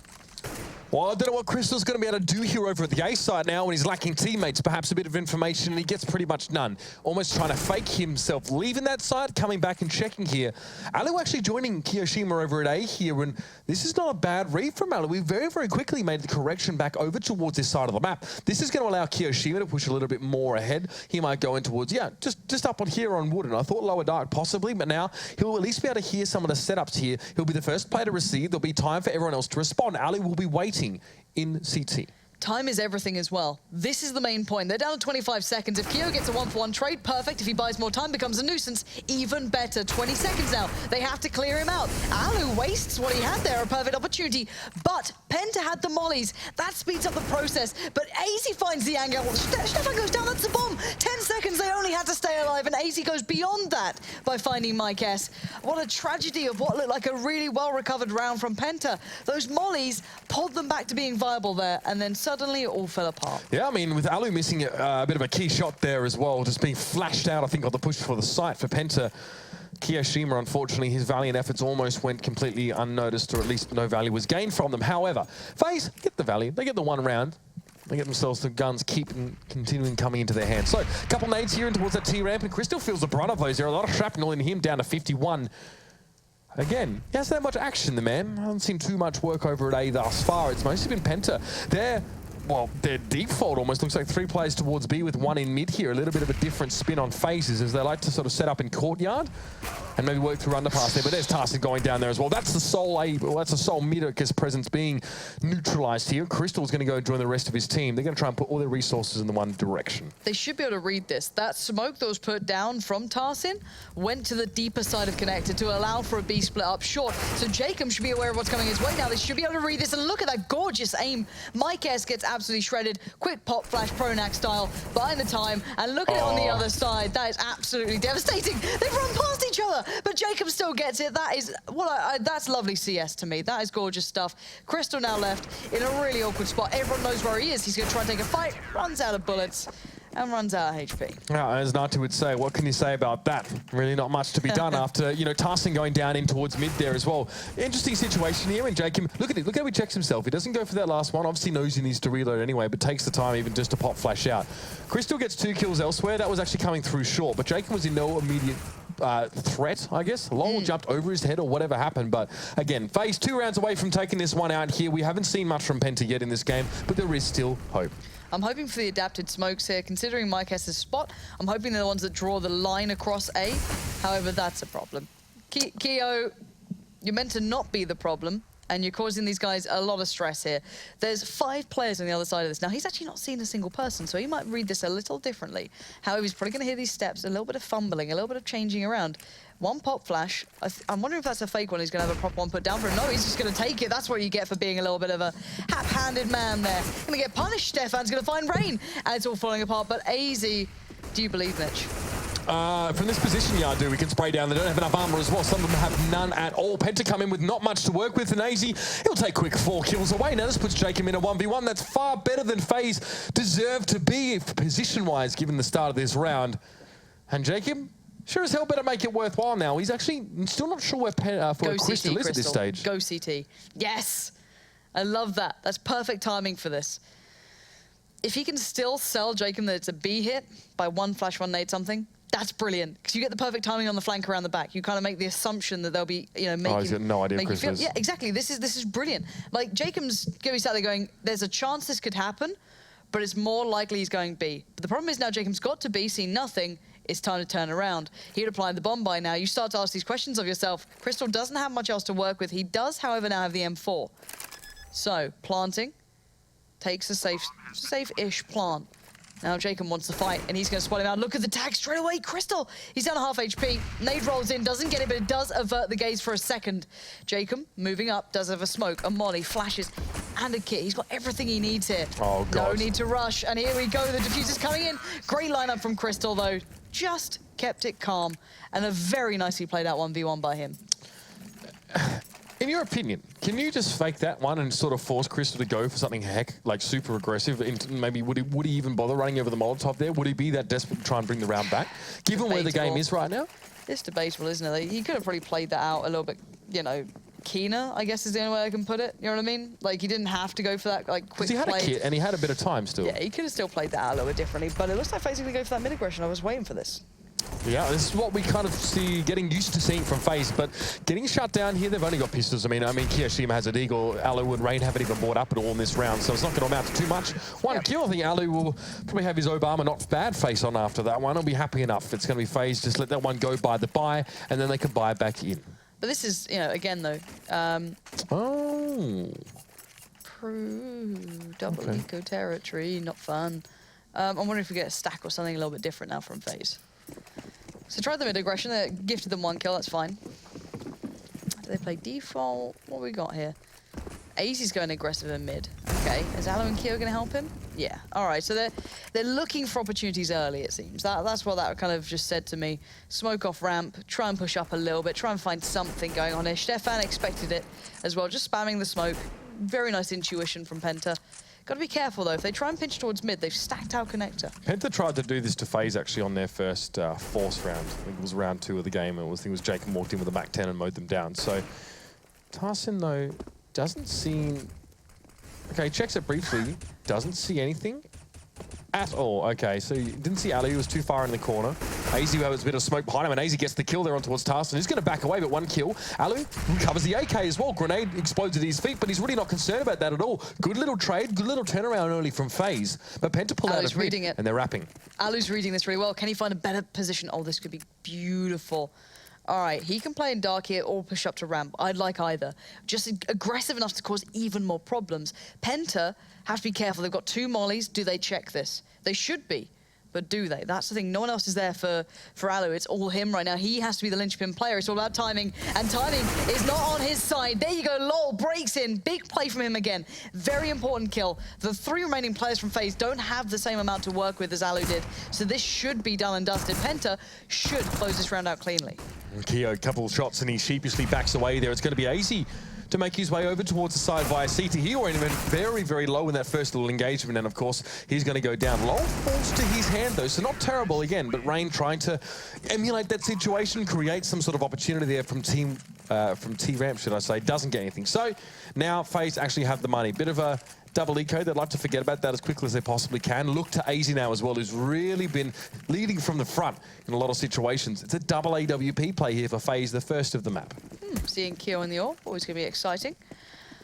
I think Alu's doing okay, but not really being dominant mid, so again, looking to see where they take this. So Keo's going to be playing CT. You've got Alu. This is brazen. I like this. This is much better. You've got the support from AZ and Rain, so why not go for it? Once that smoke, once the smokes dissipate, then you're in trouble because you've got underpass pressure coming in, and now he backs away. And that's completely fair. So Penta looking for this mid to A hit. This is very reminiscent of what FaZe were doing almost, taking over Palace control early on with Mike S. He can back away as he feels free, but FaZe are far more attentive toward mid here. They're not backing straight off from this. I think they can catch the tail end of some players as these smokes do dissipate. Tarsin as well, just going to try and keep Rain honest. Hits a Molotov over towards short. It's going to keep his head down for the moment. It's going to keep him out of trouble, as it were. Lol. Going to approach down towards short. So it's a lot of those smokes now expiring. Penta only 1 smoke on their whole team. So they're set up there. It's gained them ground. They move up mid very, very slowly. A lot more slow than FaZe do, to be fair. FaZe just, shuttle 3 players straight on towards short and try and make something happen with them here. AZ's going to take a duel there in towards mid. Someone going to be coming in from above him there as well. It's going to be Lol that gets the better of him. He catches him by surprise, but Alu trades out with the AWP here. Still control of mid for FaZe for now, but they've allowed Penta to get over towards the B side, on towards short. A brief trade over onto that B side, but now with 4 players coming in from Penta, FaZe must hold. Oh, yeah, and Rain and Jacob have a really nice setup. Incredibly hard to break, but there it goes. Suddenly the spine is broken. They didn't know those 2 players were there while that whole time they're building up. But now Alu fancies a chance. He fancies taking this. Both AWPs on a retake, not what you want here, but Keo's found Mike S and Alu. That's the Alu we were looking for. Crystal gets reminded of that, and now FaZe put themselves onto 15. Penta, they've been keeping up. They've been putting up a very competitive match here, but just in the end get snuck ahead of. But still, this is not over yet. No, I mean, Lol's on a 30 at the moment, can I just point out. 30. That's big. Double his nearest teammate there as well. So that man especially has been putting in a lot of work. Obviously the Spanish import from G-Bots, if those remember. And now Alu again. aggressive positioning in towards mid. He'd like to get an early peek. You know, if we see Penta slowly trying to move in and take control, that's what he wants to do. That's where he wants to be. Tarson falls down early. That's the call, the shot caller, I guess, for Penta already being taken off the plate. Not much presence towards A. It's just Crystal this time, so Alu read it correctly last time around. This time, in fact, he's actually heading in towards mid and maybe able to help over B, but it's just Jacob left alone at B at the moment.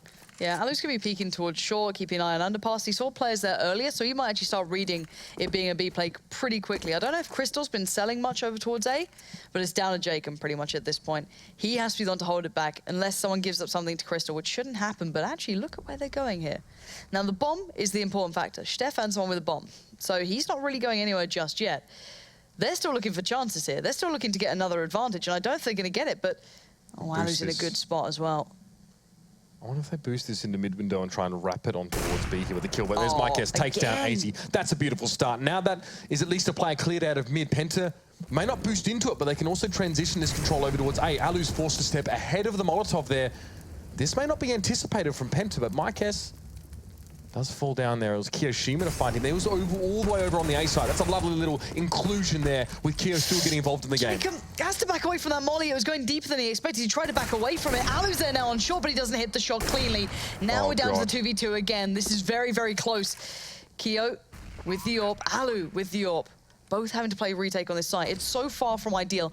Alu's going to switch up to the M4. They could probably just switch that right on over. Now Alu's going to check towards the bench. I think Kiyo might have just caught a glimpse of one. Alu trying to be played into this, but lol finds him already, and it's Alu left in the 1v2. Penta should have this under wraps, but Alu's actually got some decent distance here. He's got away with a bit of murder at this point. He's got a kit in the molly. He can still do damage here. He tried to get the quick pick up on lol. It didn't happen. Crystal was the next target for him, but he was a step further ahead than where he needed to be, and Penta lived to fight another day. And look what they've done towards FaZe's economy. They're down to under 2k. This is a very good position for Penta to pull this even closer. Yeah, and with Kiyo now, oh dear, they need to do something with this round. I mean, yeah, 1,500 to 1,300 there for AZ, 1,100 for Rain. Not a lot to be going on with here at this stage. Great haul by Penta as well. Did a very good job of making themselves scarce and not showing themselves until they absolutely had to over on that B side. Constantly kept FaZe guessing, and that's the situation you hate to play into if you're with AWPs. The round prior to that, Penta peaked. They tried to challenge out towards Kitchen, and that just gave the AWP players the kills. AZ, though, not getting anything this round. No, Penta playing this very cleanly. This is good stuff. Haven't actually even had to use their mollies yet. That was the one thing I was waiting to see, you know, clear out these corners. Play ahead of those. Yeah, they're just playing ahead of everything. Again, Mike is going to find Jacob. Good work. Team ace. Every single player getting one kill. Everyone's staying alive. Penta building up money. And yeah, the double eco if you're FaZe, though, with this the way they're managing their economy has been not good.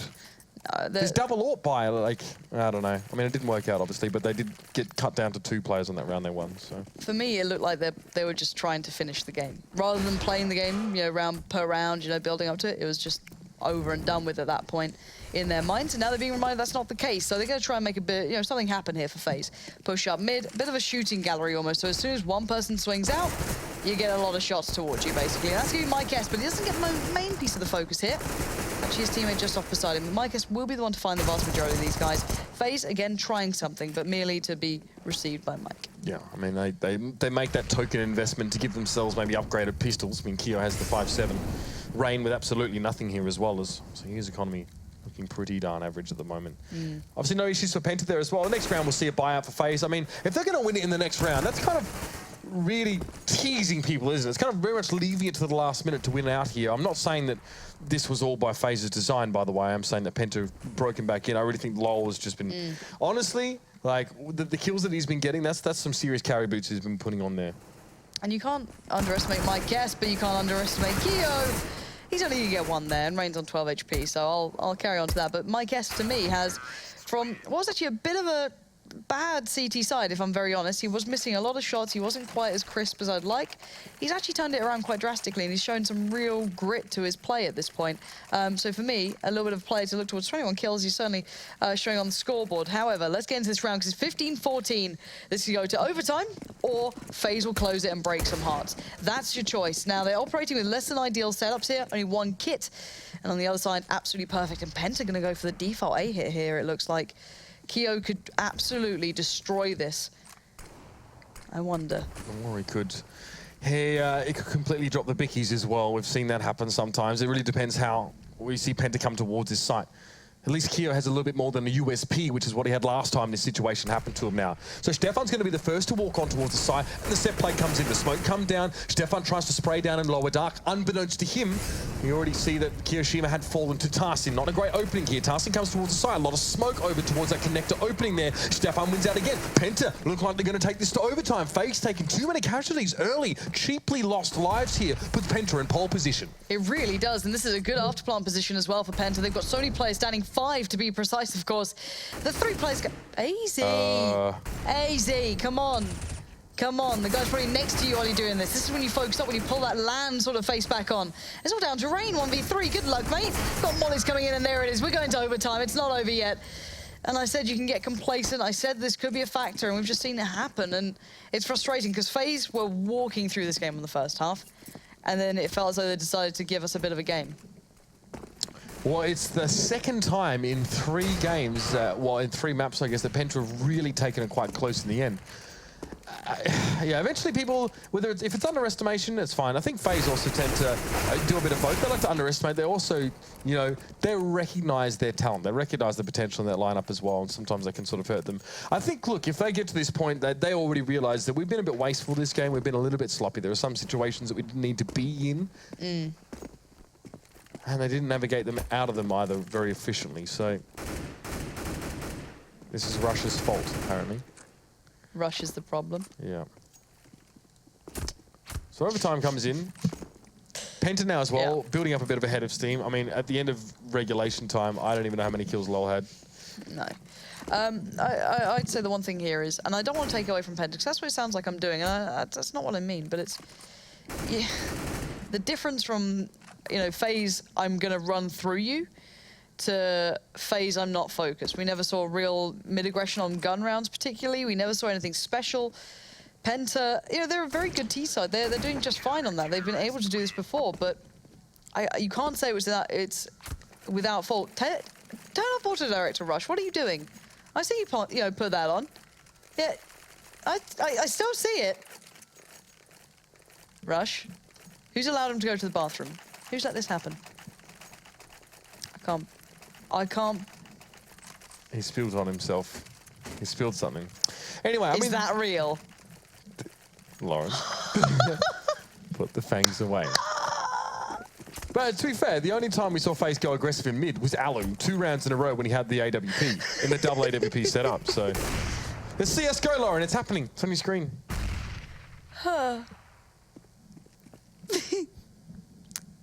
Right, so Penta going to be going in for the A hit. Actually quite like... I'm going to put it together. I like it because you can make the assumption that CT side will be going for the double AWP, and it's very hard to play retakes with the double AWP in play. You don't get as much play with it when you're going on these fast A hits. However, if you let AZ get away with this again, you have no one to blame but yourselves. AZ before ripped them to shreds from that one very spot. Technically, they played that perfectly. Practically, they're in a 3v2. Yep, so FaZe obviously now need to really keep their grip on this site. It's going to be Tarsin at least manage to get towards AZ and make it a 2v2. The bomb is loose, though. It's over towards Sandwich. The smoke is also now starting to dissipate somewhat. So Jacob and Rain will be able to converge towards that. Keep eyes on it. But Tarsin trades out with Rain. He goes down to 1 health, but that's going to be enough to keep him alive at least. And Jacob now still looking in Tarsin's direction, does peek in towards Mike S, who finds him there as well. FaZe try to put a vice grip on that site. You talked about the double AWP situation coming into a round like that. They really try and lock it down, but they lose control. They lose information, they lose awareness, and they lose the round. I wouldn't be surprised if we go back to seeing now that kind of mid-take. We have Mike S kind of playing towards Palace or Ramp. You'll have 3 of those players kind of posturing a little towards B, but then coming through underpass. You'll see Penta go back to their defaults. It worked very, very well here, and they've ended up on B a number of times already. And this is what we're seeing. Again, that kind of a couple players towards B, mostly through underpass, playing towards mid, because they know there won't be a double AWP in play. So why not pressure mid a little here? Rain and Alu playing towards mid right now, and even AZ as well. AZ and Keo going to go and get some information here. Mike S, okay, waiting for a Palace push, I suppose, now. So AZ is going to walk past this one, and one would assume that Mike S eventually sort of doubles back and joins the rest of Penta in towards mid or B, if that may be the case, but normally it's Crystal in his position. AZ is going to find the bomb. MyKS can play this spot. It's always a 50-50. Someone can always possibly push ramp. If you're doing a 1-3-1, someone can always push ramp. And AZ now knows that there's someone probably Palace. They've got to know this. He's got to be able to see so much of the plan here. It's whether or not he can land the shots cleanly enough. Tarsin's going to be caught with his pants down. Upgrade, thank you very much. Bomb is still mine. Smoke out one side, clear the other, make sure no one's coming. Okay, let me focus back towards B. This should be a masterclass with AZ. He doesn't expect to play so quickly to be able to hit him, though. It's Stefan through the smoke, spams it out, gets the position done. Bomb is recovered. However, there's fight still throughout this map yet to be broken in towards. And 40 seconds as well on the clock. There's not a lot of time for Penta to work with. If they want to go towards A, this is not a secure site. They've not cracked this open yet. Kiyoshima will still be lurking, waiting in lower dark. Now, Crystal's in a great spot to pick this, or at least a decent one anyway. But Kyo going towards T-Ramp. This is quite cheeky here as well. He's going to be able to get out of trouble, get away from the watchful gaze, I guess, of Penta as they're trying to find these last couple players on the site. Smoke comes down as well. And MyKS just using it as well to try and get some safer peaks. So it's going to be Kyo and Jacob working the way. Oh, my lord. Rain finds MyKS. Crystal, though, is going to respond pretty quickly, as you would expect. But Kyo finds Stefan. Time is of the essence. There is no time for Crystal to get towards the bomb and even put it over towards the side. He might win this round out. He might not. It don't matter because FaZe are going to get the point. That was strange. These rounds are really strange, if I'm honest, Mitch. FaZe are going to give you these situations, though, because sometimes they're just going to push in manners or with timings that maybe you don't expect, or maybe that they're just taking a gambit sometimes. It's so funny. I was very critical of them. When I had Rain on stage and interviewed him, asking him about his play style, you know, he was very nonchalant with me. I feel like this is probably just the Norwegian way, because I kind of believe him now watching them play just a lot more. You know, we're just free flow. We sort of do what we think is right. I think half of it is like, yeah, look at me. I'm the high school jock of CS:GO, and you know, I'm like twice your size. Don't which be is saying of his something. games. He's massive. He's a big boy. dude. Point is, I thought he was being overly nonchalant about it, but fair enough. You can kind of see the downsides of that when you watch FaZe's play, I feel. Yeah, it's extreme highs and extreme lows as well. It's how it works, but. Now, for Penta, they've been playing their T-side quite nicely. I think there's been a little bit of an underwhelming performance for me from the likes of Kyo, who's been a bit of a... he's not been able to lock down A as well as I'd like. You put Lol in that position, for example, on the T side, a very different picture. Kyo not able to quite stretch ahead as well. He'll probably prove me wrong here by getting, like, I don't know, an ace with, like, 2 HP, even though that's impossible now. But yeah, a little disappointed in that one. But again, into the round is not over yet. 55 seconds, the mollies and the smokes are going to go down, but how are they letting Alu get away with this? He's still snuck his way forward, buying some time. Kyo proves me wrong, finally with a bit of adaptation, rather than just playing by Dark. Alu showing him how it's done, and Tarsin on the flank. But is it too late? 40 seconds, bombs loose in a 1v2. I think it might be a little bit too late here. Tarsin has a lot of ground to cover and he needs to go through Alu first. He's going to be waiting for him as he peeks his head just around the corner. That's half-time coming up in overtime. Lol has gone off the boil a little bit recently as well. I think only a couple kills since overtime even started. Oh my god, Rush actually dropped stuff all over himself. Can you retweet that for us? It looks like, oh my god, that was a really unfortunate outline. Can you retweet that for me? Can everyone retweet Lauren's retweet? Yeah, guys, go on my Twitter right now because okay, so we give some quote unquote banter to our observer because I can't say what this looks like on air. Go to my Twitter @TheyCallMePansy and look on Kevin Takau's like Twitter that I just retweeted. Just tell me what that looks like, guys. Just tell me. Do you remember when I was giving our observer a little bit of abuse for putting on auto director? Don't. Oh, Rush. What was it? What was it? Red Bull or something? Sprite. Of course it was Sprite. Buddy. Classic Rush drink, that one. Buddy. That's not good. Oh, no. Of all the things that we need to distract us, it's shaped like that. Can we just appreciate that the ESL Counter-Strike account just retweeted it as well? Yeah, they're rather meme lords, you know. So yeah, guys, please do enjoy that. Just reply to me and Kevin Takau. Let me know what you think that looks like. It's a challenge out there for you. It's kind of those Rorschach tests kind of things. A Rorschach test of Fanta. Sprite? On someone's crotch. Tell me what you see here, guys. Yep. See, I can see when people are looking. Oh my god. Good, guys. Keep it up. Keep it up. Lauren, I can see the ends of Lauren's fingertips crackle. Her hair's standing on end as well. She's going mad with the power. I love it, guys. Gorgeous work. Well done, Twitch chat. You're brilliant people. All right, let's get into the games. We're getting ready for the second half of overtime in the first map here. It looked like a landslide, but again, FaZe seemingly pulling it together his last couple of rounds on their CT side. And now on the T side as well, which, in my opinion, was far, far more impressive from FaZe. Obviously, the mid-control, they sort of transitioned from there fairly safely. So, should expect to see much the same thing here, of course. We're going to have double orb here for Penta. It's going to be Tarsin with an orb. Interestingly enough, Crystal not even getting a second look in there in that regard. He's going to be at the solo man at B now. And again, FaZe moved 3 guys into mid, just under the cover of the one smoke, and then they set up from there. That's their staging point. Had Tarsin as well. Looking for information. You wouldn't know that Kiyoshima's off towards the right. Maybe waiting for Rain to peek him there. It's unlikely these guys will go, though, until FaZe sets something up in towards mid. They need short pressure. That's what they need. And it's starting to come in now, but it's a one-and-done spot because he shouldn't be able to escape. Shouldn't, but not... You don't expect to hit those sort of shots. Jacob's going to be caught unawares. He didn't expect that at all. And now the spray's not ideal from Crystal, and he's going to be punished. You don't get away with that. Now it's a 3v3. I'm glad Kiyoshima took responsibility for that kill there. Crystal sort of got away alive in that trade, but Kiyo made the peek in towards Kitchen. He made the kill. Now with the bomb down. So pressure's starting to mount here for Penta. They've got plenty to work with, to be fair. A couple Molotovs here. This is the first round of the half and an overtime. So FaZe also have much the same utility in general. They've expended a lot of it here to smoke the molly. This is going to just drag the clock down a little bit more. All of Penta have kits, though, so FaZe still need to stand and deliver and give an account for themselves when the fight actually happens on towards the bomb side. And Stefan is going to do just that. Stand and deliver. Standing with a gun there, he pushes it over on towards the bomb. It's going to be Alu now on short. Diffusing. It's not partner for him at all. Oh, God, he gets the wall bang. But it won't be enough. No, that's devastating. Oh, Alu. You've got to feel for Alu, right? It's like, how much more can you do? Like, the bomb wasn't applied for him, that's the one problem. But he still hit the ball bang, then he hit the no-scope. It's like, how much more can he be expected to do there? Yeah, you need to go the extra... I guess, like, you always need to go the extra mile in these rounds, or the MR3 or whatever it is, in overtime. As those Ts, you have to go the extra mile, because even if you played, like, a 3v2 or 3v3 or something with the bomb down, you know the CT is going to have mad utility and kits. Yeah. So you can't just, like, delay them a little. Wow, get actually wrecked, Crystal. Get wrecked.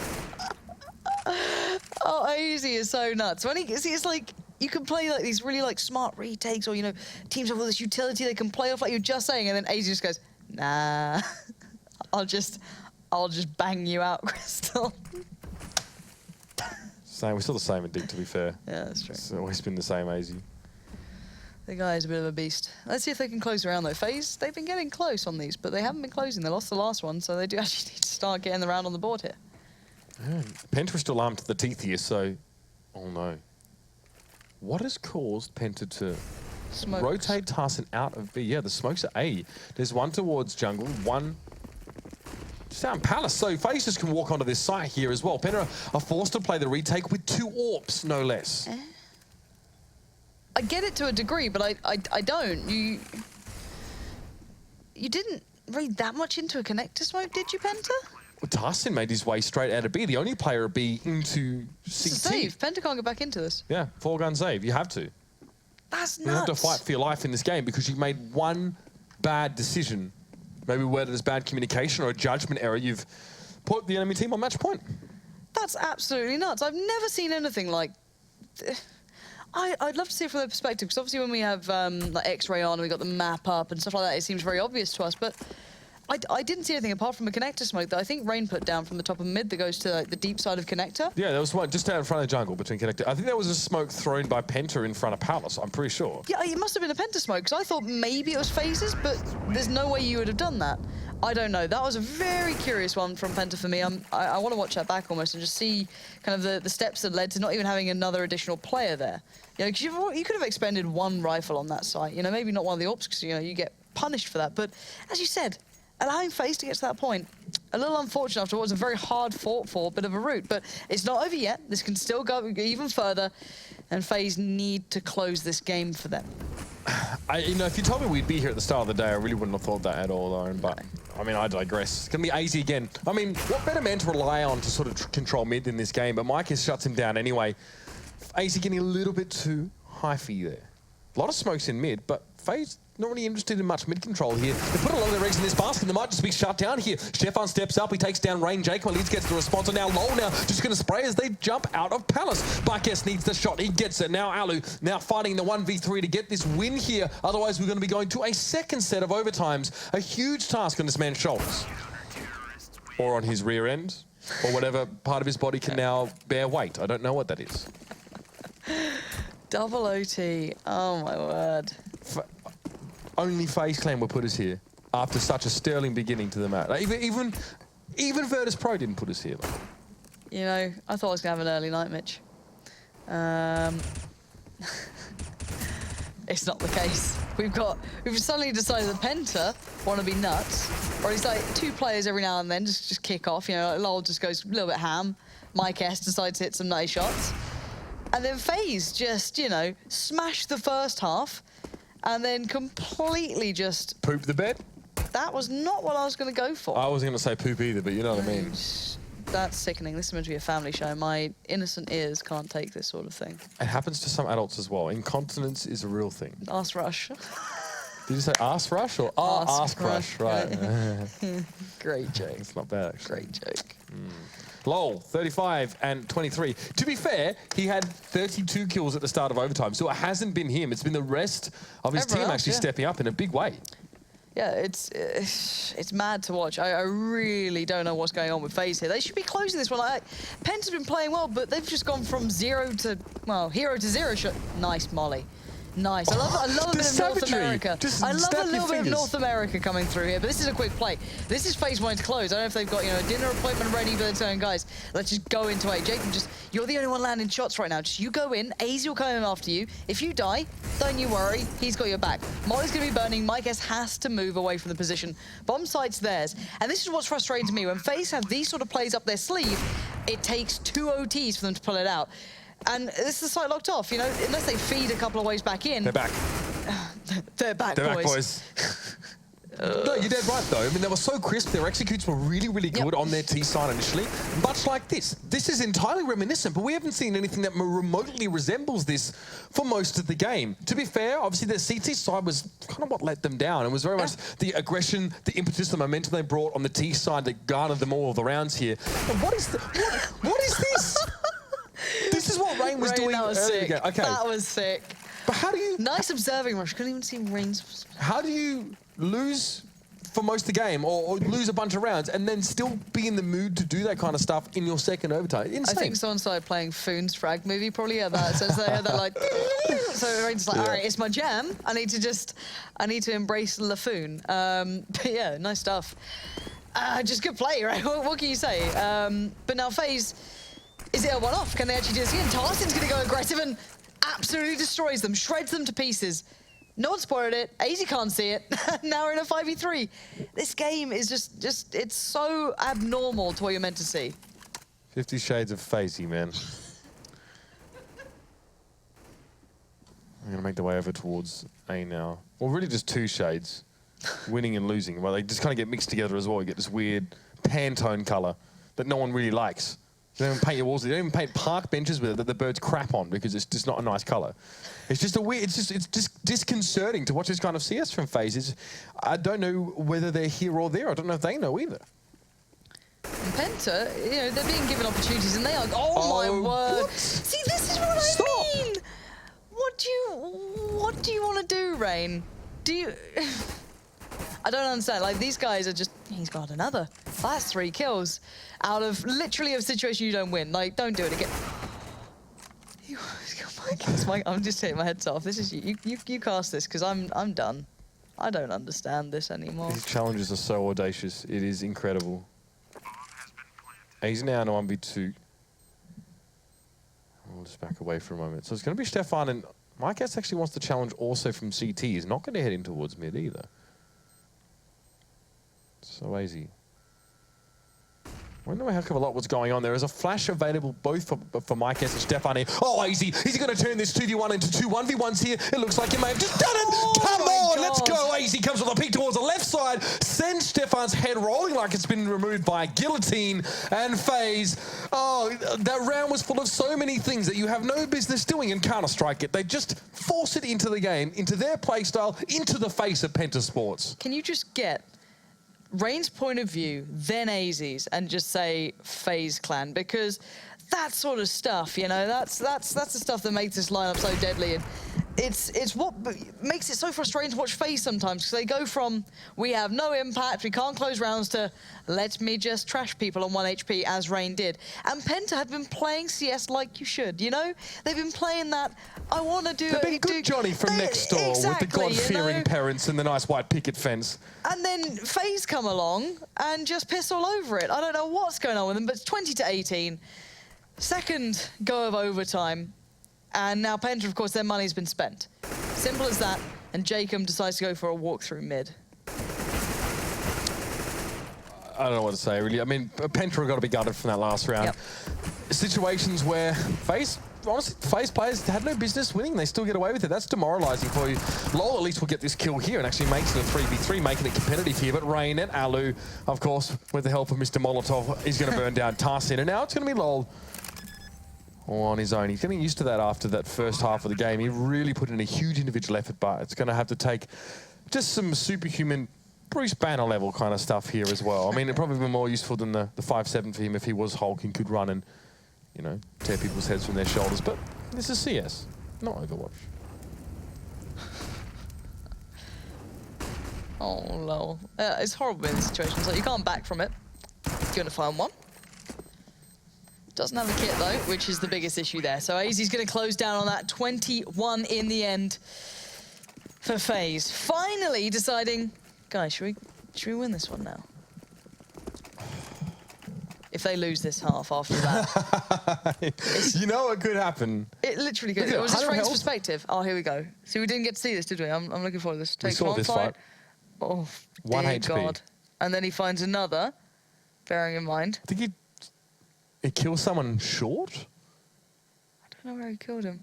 No, I don't know where Crystal's, unless he was in Palace. Either way. So it'll catch him rotating from B. Look at the minimap, where he is right now. So Rain's going to get him as he goes through kitchen. Oh, that's filthy. And then he almost gets Mike S as well. He flashes over the top on 1 HP here and tags Mike S really, really low. But we are live in the second half. This is an all-in now from FaZe. This is all they can, you know, do here is go all out, absolutely everything in. Why not? Get that close. Same can be said, if not more, for Penta, however. It's all to do. That bomb is not at A, so this is a bit of a ruse. Oh, Kiyoshima has the auto sniper, but gets no chance to use it. Stefan just sprays him down, crumples him at the knees, and now AZ needs to act quickly. He's going to get a double flasher across the wall. Look where the bomb is. Try and turn on. Oh, that's real cheeky. Jacob, though, shuts down Tarsin, though. Some of the win taken out of Penta sales over on that B side as well. AZ, though, in the meantime, still going to try and salvage things over at A. Mike Guess astutely shuts him down from that little peek. Penta are hesitating. They don't know what to do. LoL's not going anywhere now. They've hit the brakes. It was all meant to be a bit of a con. It was meant to be that B hit, but as you said, Jacob got the frag there on Tarsin, and it sent them reeling. Now Alu's found Stefan. This has gone from bad to worse. Penta are hoping for one of the two sides to give them opportunities, and neither have done so. Penta had a bit of a chance there, but a little bit of second guessing, a little bit of doubt, and it's all gone awry. The bomb's now over by A. Alu's starting to think it's a B hit, though. So again, maybe this could still work out. Rain will be the final line on that A side, the first line of defense, should I say. And, well, Jacob and Crystal are going to have a battle all unto themselves. Crystal spent all game really just trying to pretend that there were more people with him. Kind of like the those insects that make themselves bigger, like puff them up. Fishes. I don't know, fish do that too. Anyway, Crystal goes in towards the side, Jacob picks him up, and now that's going to give away a lot of the game. It's going to be Jacob and Alu hot-footing it over towards A. They know that's where Penta are going to be coming from, but Rain doesn't care. He's going to shut him down, he's going to try and do it himself, but LoL, again, the dependable, he's going to be able to hold on, but now goes for the plant. Alu goes for the peek, Alu goes for the shot. That is a done deal, but my God, FaZe had to be dragged kicking and screaming through some of these rounds to get us to where we are. And Penta put up a brilliant performance. Individually, LoL was massive throughout that game. A huge impact from him. Didn't quite translate into overtime, though. That's where he became seemingly a little shyer to that scoreboard. But through regular time, he was a massive influence on Penta getting that close. Because let's be very real here. At the start, FaZe were just running through Penta. But on the switch, Penta dug deep and actually brought back a bit of a competitive game, especially once we went into OT. Yeah, their T-side worked out really well. And to be fair, it wasn't that they were being given all these kills on a platter by FaZe. I think their executions were very crisp. They were. Very well orchestrated, and they managed to work out. But that game seemed like Bart Simpson versus Ned Flanders son. You know what I mean? Like this very well behaved, you know. I'm waiting for the medical to kick in. Very well behaved team against his team is like, I will not tell lies on the board 100 times. That's why. Sounds about right. You lied to me, Rain, when you said you have no strategy. I'm never going to forget that. Because when I got Keo up after, he said you do. So who's right? Anyway, we're going to be back with the second map in just a moment. It is going to be Cash, but we're going to take a bit of a break and just collect ourselves after that one. I think I left some of myself over on the floor. It's not what you think it is, but I'll be all together when we return from the break. See you soon.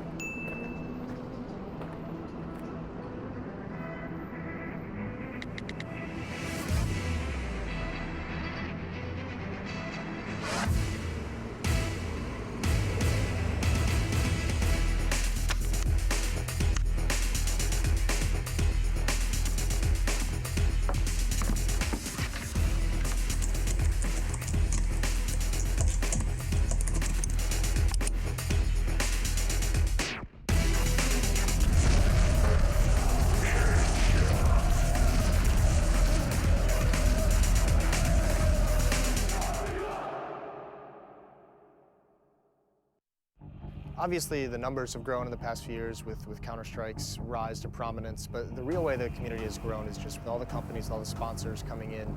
There really is that level of professionalism for players who are trying to aspire to be in the top levels. This season, Mountain Dew League is doing a qualifier, and it's basically a quick path to the top. If you win this Mountain Dew League, then you get into the professional division, you become a professional player. And I'm looking forward to watching and spectating and seeing who actually makes it.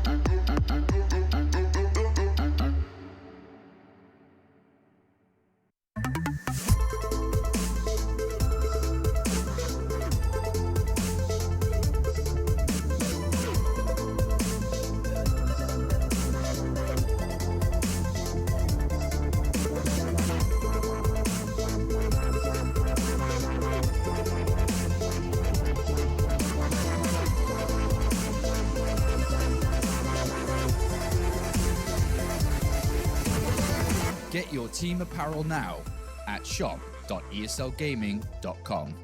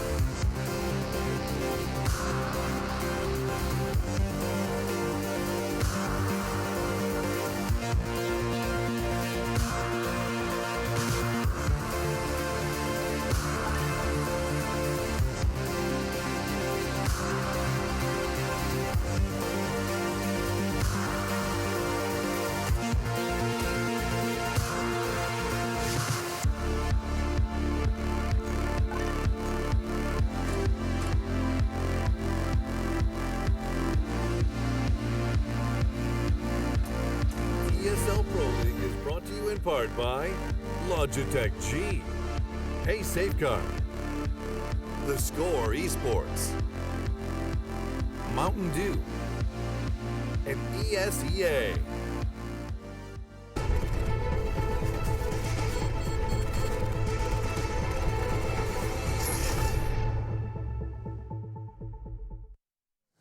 Well, the English language is generally quite a diverse language with many, many words, but we're still struggling to find the right ones to apply to this game, Lauren. FaZe, huge early lead, squandered, took it to double overtime. Yeah, what a crazy matchup between these two.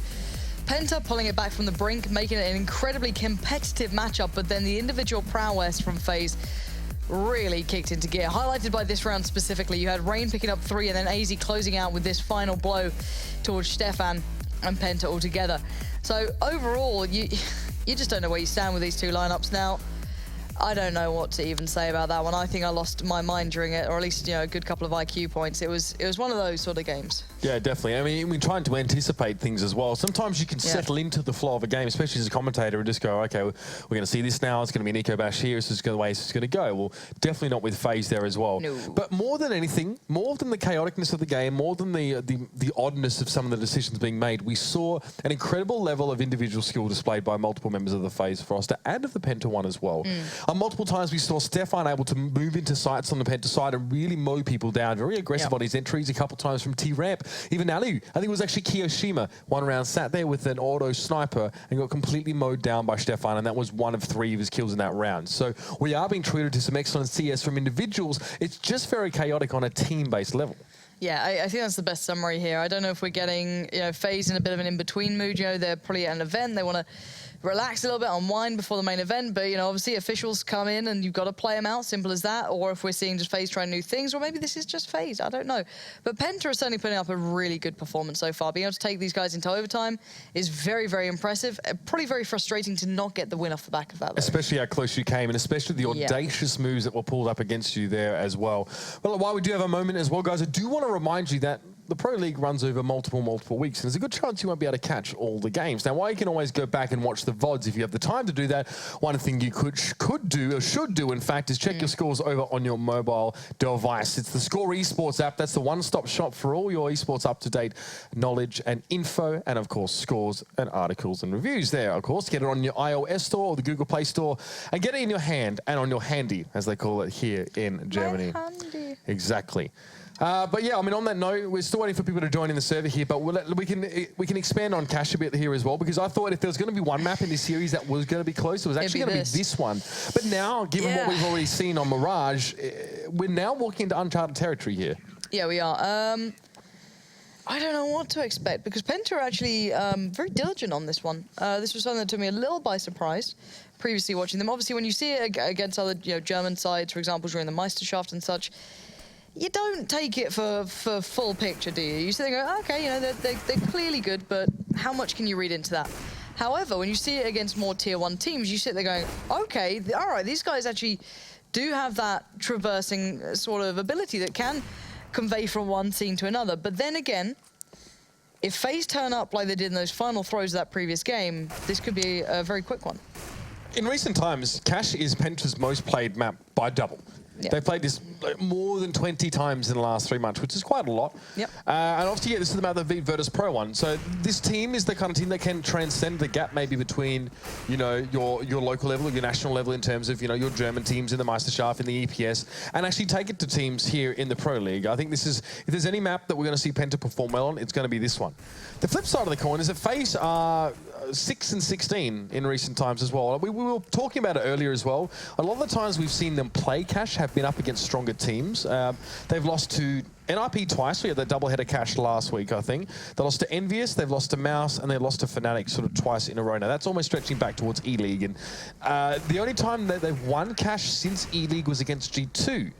Now, we know what problems G2 are having right now, but ironically enough, in that game, it was actually G2 CT side that was the stronger of the two. They only won like 3 T rounds or something like that. So, yeah, FaZe, look, we can't be super convinced about it here as well. And then we sort of look at FaZe and, you know, have to wonder about sort of what their mindset's like now as well. Obviously, they've got other things on their mind, Lauren. They've got a big LAN happening. They're obviously not even set up at home. They're sort of playing in a makeshift boot camp, if you will, in order to play these matches here. But given the mechanics we've been able to witness from these guys, this should definitely be a close one here. Again, look at the map record there, 2-6. I called it 17-8 in the last 3 months. That is so much cash. Yes, a lot of it's been played at a tier 2, tier 3 level for Penta, but we saw them bring a tier 1 game against Virtus Pro. Yeah, they certainly did. They had some really nice set pieces.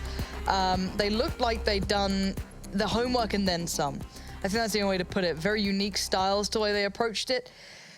And I like that. As said, when you see a team of this caliber coming into the Pro League, you want to see those unique strats. You want to see them doing something slightly different, a little bit, you know, worked on, a little bit refined, because they have the time to do it. They can sit there and pour over those demos. But we are into this one. Penta will be on the T side. They have everything to do, everything to build. And I wonder if we see something unique here. We saw a lot of teams go for that short plant with wraps through mid and such and so on. So there is a lot of viability towards that. I wonder if it's the case. Penta, I think, against Virtus Pro had this weird smoke strat on A that allowed them to wrap actually around the back of red container. I think it was them anyway. They won't have to here though, because Crystal finds AZ early on and Rain finds himself all alone on the site. He at least tries to take cover here, and it's a good little headshot towards Mike as he walks into the crosshair on that occasion. Now, the reinforcements on the Ray, but Rain, he doesn't need it. He's raining on the parade right now. Look at these shots coming in here. Lol, the fall. Stefan at least responds on towards Ali. People are trying to ignore Rain, but that's not going to make him go away. He's going to turn around and get yet another kill on that round. It's been 4 for him, and he single-handedly shuts down Penta pushing on towards that side. It's unbelievable to see people give away that sort of the map control to begin with. When you're doing an A take, let's say you get the bomb down. Some of the most dangerous areas to give away without any sort of contest or pressure back is that forklift push-up, because once you get there, you're not that safe from it. So already at this point, the bomb's, you know, tendering to go down. Rain's already started to kick things off. You can see instantly they're trying to get it back, but the shots he starts to hit, instantly pulls himself into an angle, nails Tarsin. Gets the rest of his team to start pulling their attention. Claims Lol's forehead as well. It's just like this beautiful play. This guy is such gorgeous aim that you just don't see. Finds a touch of cover there. Completely in control. Never looked pressured, but it was a close round, so Penta are going to buy back into it. This could be tough for them, though. Not going to be an easy one for them to pull through.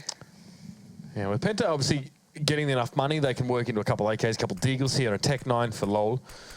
For FaZe, it's going to be a P90 for Jacob here. And that'll just be to catch any potential rush towards B, although that's not going to be forthcoming at this stage. It's mostly Penta players set up in towards mid. Tarsin wants to try and peek over the top. A boost here, but smoke obscures his vision to a degree. A couple flashes up there. And it will be Ali waiting around the corner here as well. The duel comes in. Ali wins out with the UMP, so that's pretty darn good, if you ask me. And now Mykes at least trades that one back. Ali hasn't left, though. Still sitting outside of this smoke. Penta being kept in mid. He couldn't leave. If he tried to, they were already spamming that smoke. He had to bide his time. Now, for Penta, that's a really worrying problem, because they can't clear it without committing something towards it. Whether it be Stefan over jump and then not sure where he is, and it can be such a huge hindrance. And Ace is going to try and play off the back of this. He's, the big shining beacon of, you guys need to take me down, you know you do. And they do it just about cleanly enough. Stefan will find him and bring it back to a 4v3. So FaZe still with a deficit, going to have to try and play from the baseline. Penta have opened this round up quite nicely here. They got that mid control, or at least they might not realise it, but they do. But Jacob with the P90, this is going to be a key piece here. A little bit of pre-fire coming out from Crystal, and Jacob tries to take another fight, but he's going to be pincered in. Nice work by Penta just to get the numbers advantage. Keo, just one quick kill, that's enough for him. He gets information, and he's going to now back away. There's smoking towards Hell here, so he and AZ are going to have to just work from this position here. Time. Grenade comes in, 2 health here for Lol, enough to get the bomb, but that would have been the round there with just 1 nade. But it's not going to be enough here. Stefan is still healthy and has an AK in hand. No armor, though, inside Checker. This is going to be really tough as a retake to hold on to for Penta. Already the pressure comes in. Stefan plays his role well, but Keo plays his even better. Going to pick up the kit that was on his teammate, AZ, and the defuse will come out. But as you said, that bomb plant could have already been hindered. But Penta, basically the problem is now that both teams will be going through this really forced up purchase period. Yeah. I wouldn't be surprised if Penta go back in on a buy here because they know they brought it close. It's tempting to abscond away and then say, all right. It's what FaZe do, actually. FaZe did this to Dignitas when they played against each other on Mirage the other week. They had about this money, and they just kept forcing, and eventually wore them down. UMP for AZ. I mean, I love that. That was really nicely set up, by the way. Kiyoshima had the trade set up really well. Teams that can establish infrastructure for quick trades on the fly in pressure situations are always going to have that step up on their opponents. And that nade is so deadly. Look at AZ dying to get in there as well. If someone could flash him in, I think Rain's coming around to do it. Yeah, Rain's going to come and flash him in. It gives AZ complete unleash. Here we go. Goes for it. 3 players blinded up. Anything's a bonus. Spots the bomb. He had the UMP. This should set up everyone else. Rain's going to fall back. Doesn't have any support. Gets overwhelmed. He tried to get the pop flash ready. Wasn't quick enough on that. And now Alu has to come in. Turns the odds in their favor. Now playing almost the same spot Rain was in before. Showing a bit of magic there. Keo denies the plant. Spraying in through the smoke. They know where that bomb was intending to go down now. And now Tarsin left with a very impossible task. No armor as well. Very tricky for him to find a way into. At least has the bomb and a minute to spare, but 3 players to hinder him. You're hoping to get a plant here, but with where Alu set up at the forklift, he can speak into this one fairly easily. Tarsin maybe just lingers a little bit too long there, and FaZe get the first 3, although the scoreboard doesn't quite tell the whole story. However, Penta continually buying into these rounds, it hasn't borne them any fruit. Eventually, they're just going to have to chill, and this might be the round. They're going to force up in a Deagle. See, they can force up to about 2K, 1800, and still be okay now as they're building up a bit of a round loss bonus as well.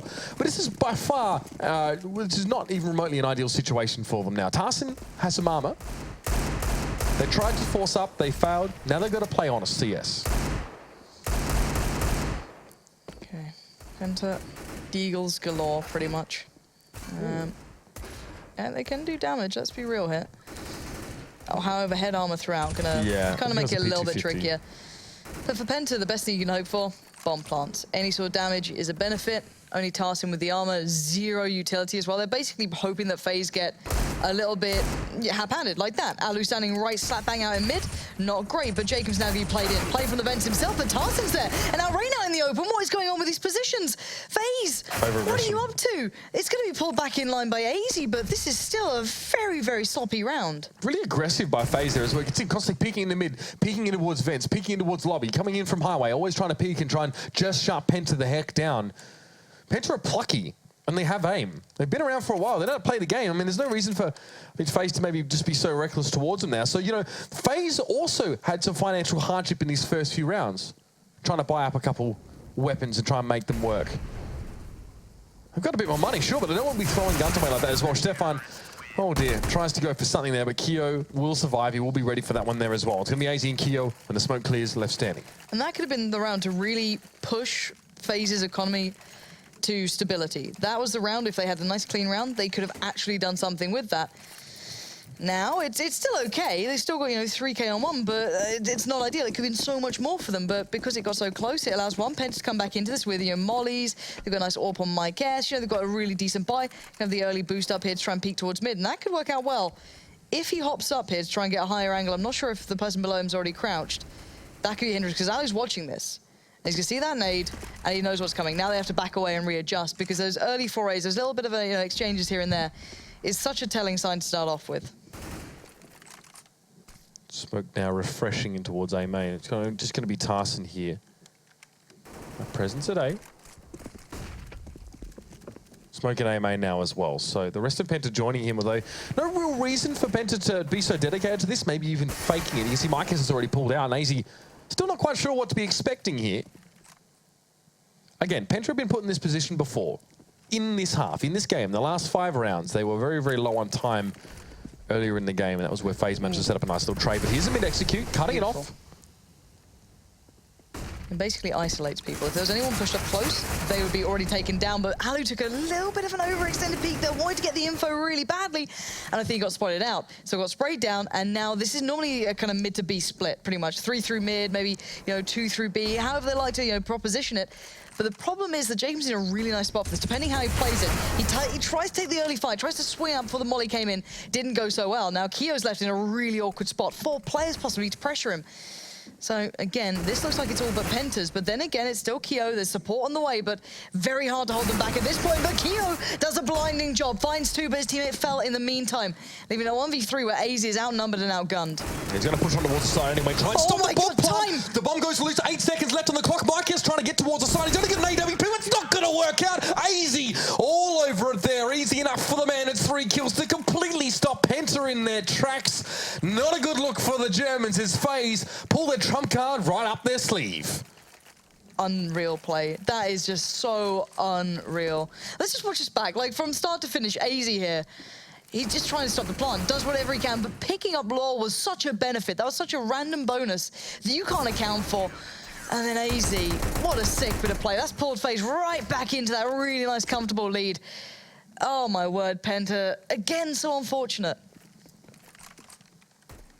Keo just setting up a counter boost now in towards mid. Quite a strong position really early on, but AZ going to peek in towards A main even further than that. This confidence is buoying him forward, but it's definitely carrying him into these situations where he's just so audaciously finding kills. So much information as well from him about what's happening over at A that the rest of FaZe can now converge on B. There are smokes up, there's some Molotov inside checkers, but it's still a safe zone for the moment for FaZe. And I like the way the Penta approaches, though, with the mollies. They came in, they had an intention, they had a plan in mind, but the bomb now being dropped, that was Mike S's responsibility, and he couldn't get away with it, sadly for him, but now it's Kiyoshima's turn to shine. Of course, leaving Lolo in the 1v3. Certainly plausible. He's got the armor, he's got a nice weapon he's recovered. I'm not sure if he can get away with this, though. The bomb's in such an awkward spot, has to cross past 3 players to get back to it, and Alu's not going to let that happen. FaZe pull this one ahead now. It means nothing to me until they've won the game, to be honest. So if they have a 13-round lead half, sorry, don't want to hear about it. I just want to see a game closed out. But FaZe start well. Again, it's these individual wizardry. It's these Houdini moments. It's making these disappear. It's cutting teams off at the legs. Except without the actual putting them back together at the end wizardry. FaZe really dominant so far in this one, but now Penta again want to set up in towards this boost, get a couple of players up there by the looks of things, multiple players. Oh, nice. Stefan is mad good at run and gun. It's just stupid. He's done this multiple times now as well. Accurate on the move, the man gets that first kill, and now he just doesn't know what hit him. No, look at the response, though, instantly from FaZe. You've got Rain pushed up in towards A main, so that cuts off that approach, makes it really hard to work from that. AZ knows that highway's a bit of an issue. He's going to play with that in mind now, but there's always going to be a problem somewhere. You're going to see, though, FaZe responding so well, and it's so impressive to watch. They can still lose this, but it's the right mentality to try and regain some control. Now, Penta have got to realize this. They've got to know that that is exactly what they'd be doing if they were on the CT side. So how do they approach it? They should clear this corner every day of the week. Now, the flash goes there, perfect. That hit there implies they're going to check it. But Rain can do well on just 1 HP. Perfect flash as well. He didn't make anything out from it. Eventually, Mike S just sprayed, luckily, into the right place at the right time. There's still a molly with AZ, but he has no support here. Support's en route, and Jacob, he's in trouble and he doesn't even know it. Oh, positioning there as well. Yeah, Penta heading it straight in towards him. Jacob thought he was the hunter. Of course, he became the hunter very, very quickly. Tarson catches Kiyoshima. Catch is a word we're using all the time for these FaZe players, or too far, or too deep, or too aggressive. But AZ not looking too good in this situation now. For 1v4, FaZe have obviously had the time to build up a reasonable economy. Some of these rounds have been very, very close, so the 6-0 does not tell the whole story. And again, they'll have to buy up for yet another round. For FaZe, fortunately, well, unfortunately perhaps, not a lot of money. This is what I'm saying. They were 6-0. They'll lose their first round, and they're forced, well, I mean, Jacob can't really buy here. They're going to have to pass something around to him or try and make something happen here. Close rounds, Penta have been chomping at the bit, and FaZe just teeter too far over the edge. And their economy was broken by themselves. Penta, now's your chance. You know, take back control of this one. Early smoke there to deny the molly on the boost, so they can get up there nice and quickly. Just gives them a little bit of control. Alu's going to be forced away as well. Can't use that deagle anymore in that position. And Rain's going to go find a bit of a cheeky spot if he can. Just try and find somewhere to play around. FaZe going for the complete A stack almost. Keo's playing more of like a connector role. Everyone's just kind of working together, trying to find angles that will work for them, where they can trade off, get a gun away or two. But Penta are keeping hold of their mollies as well. So eventually, once they make that sight hit, that's where it's going to come in. But Tarson's not careful. There could have been trouble, but no, he finds it in the end. Rain's not going to get away with anything in that one. A little bit of info gathered, but no bomb spotted, nothing beyond that. So no concrete evidence to work off. FaZe are just going to try and speculate here or make a bit of a play based off of an assumption. But you can see what they're set up here. They're trying to boost a player in front of A-man or set up some sort of trade scenario in towards Squeaky, I think. But again, nothing to come of it. Penta have the whole run of this B side. Now, Alu is eventually going to head back and at least just try and spot something out, maybe catch someone across as they come with a deagle. You can see that Penta are very diligently canvassing this side out with the utility. A couple of mollies come down. There's also a smoke towards Hell below Alu. They leave heaven open as well. They want Alu to peek. They want to be able to pick him up as he sort of peeks his head through there. A chance to whittle down the defenders even further. Alu was fine ahead of LOL eventually there. The first 3 shots were very wayward, but that fourth, not bad at all. No, certainly finding its marker. And Penta keeping this clean so far. And this is what you need. This is the disparity from FaZe to Penta that... I say this now, and it'll probably go terribly wrong for them, but Penta have been keeping these rounds clean when they're in control. They play it to how you should, to an aspect, whereas FaZe, you know, it gets quite sloppy, it gets quite lackadaisical almost. It's quite hard to keep an eye on, and could have gone worse there. Keo, desperate to take another one. Didn't expect Crystal to be so close as well there. So Alu now going to try and do the same. Crikey, 3 players right next to each other there. Doesn't get anything away from that. So again, 4 players left standing. A bomb plant, exactly what you need for Penta to start building up your own money. And look at the difference here. They're already up to 7K on certain players. Yeah, and that's a reward to Penta as well for actually being able to inflict reasonable economic damage on FaZe, even in rounds where Penta were coming in at a huge disadvantage, or maybe forcing pistols, or even not forcing anything at all. They're still getting, you know, 2, 3 kills. Now, those players need guns to be bought for them, or their guns to be rebought by teammates, right? Eventually you get this lopsided economy on your team, and even if you have 6 rounds in a row won, you're not actually building an economy at all. That's why FaZe had to save. That's why Penta get 2 rounds for the price of 1, essentially, because they put in the hard yards already. I'm going to make something happen with very limited amounts. Jacob with that Mag 7, trying to play on the edge of the smoke, hoping something would come bounding through. Not the case. A bit of a spam play, just trying to catch that wall as much as he can. AZ looking for any bits of advantage he can carve away early, which isn't going to happen. Penta playing this really nicely. Very solid, passive approach, holding basically all the pushes. Seeing if FaZe will play to them. They don't have to rush. They can get the utility away from FaZe as well, which is even more important. If you take the utility away, by the time the hit comes, you've got a clean run in, right? So basically you can use all your mollies, all your smokes, all your flashes completely uncontested. And that's what FaZe Penta are doing. There's down to a couple of flashes and a nade now on FaZe. There's no kit either. So if that bomb does go down, it's looking even more favorable towards Penta. And slowly but surely, it does look like the B hit's going to come in. And it's going to be down to Keo and Jacob to stop it. Keo should be flushed out pretty quickly, yeah. So the Molotov coming there towards Vent. There should also be one thrown in towards Checkers, to be honest, and they do it there. Krista goes to challenge there. Jacob gets an easy kill. He jumps past him like a bunny rabbit now. 2 for 2 trade overall on that side. Not only does that whittle Penta down, it buys some time for FaZe. Rain thought about challenging Tarson in mid, but Tarson actually just decides to back away. Just try and bolster his team's forces over here on the side. Now that may got to come through, does skin there, but Mike Hess catches Aloe as it does come on through there. Really no damage done by the grenade, definitely not worthwhile. Now AZ coming in through Checker, decent position in this case. Rain coming in from Hell, if I'm not mistaken. He's actually going to come in from the lower level. So interesting now, 2 players up against 3. Oh, Stefan just in the corner. AZ knew he was there, but he couldn't get the trade. Good positioning from Stefan. Gets the 1v2 and gets another round for Penta.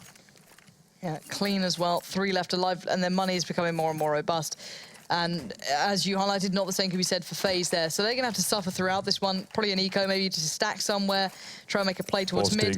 But Penta so far have been very, very, very diligent at approaching these rounds. They've been able to kind of focus them out in the best way possible. So losing minimal players, getting consistent plants, you know, having a really nice approach. Hopefully they don't lose that mentality and get, you know, a little bit, you know, sidetracked or a little bit unfocused. Because so far it's been absolutely perfect.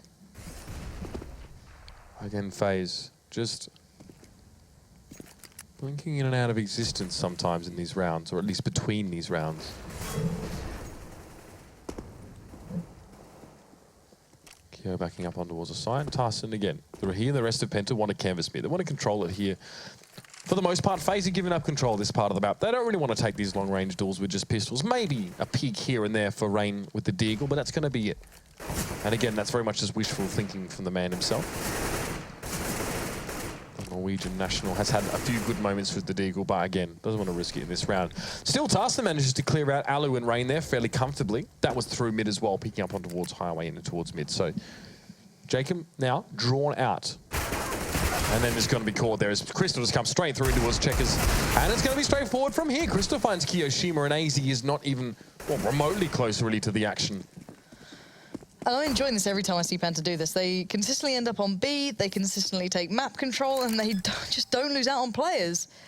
It's a broken record, sure, but it's such an impressive factor. It's going to take something quite impressive from FaZe on their buy round to actually be able to, you know, stop this from happening, to stop the rot as such, because at the moment, you've got Penta just giving them a masterclass on how you should approach this. It feels like, again, though, FaZe lose that little bit of focus. They lose a little bit of that, you know, surgical element, I guess you could call it, in a way, because some teams are so clinical in the way they approach rounds, and we just haven't seen that from FaZe today. Well, these guys are surgeons. Frankenstein was a neuroscientist. I'm sorry, Lauren. Making a meal of this one. AZ at least gets that shot on towards Stefan. Yeah, I mean, a scratch maybe, but that's it. So Penta with 4 on the trot here. FaZe obviously forced in towards Deagles, and that took him to maybe, what, 17, 1800. So they can sort of buy up here again, but no AWP is going to be in the mix. A lot of money being spent, no kits. That's a very crucial point. Yeah. Absolutely. It just adds a lot of pressure on the retake, basically. It means that you either have to stop it before it happens, or you better be crisp on that one, because Penta have mollies to buy time, they'll have flashes, they'll have nades. They will be able to create something without having to utilize everything. And I wonder if they switch up the pace, switch up a different approach here. I'm just curious to see what Penta now bring, because they're showing depth, which is something that we were curious if they had against teams like Virtus.pro. They certainly did.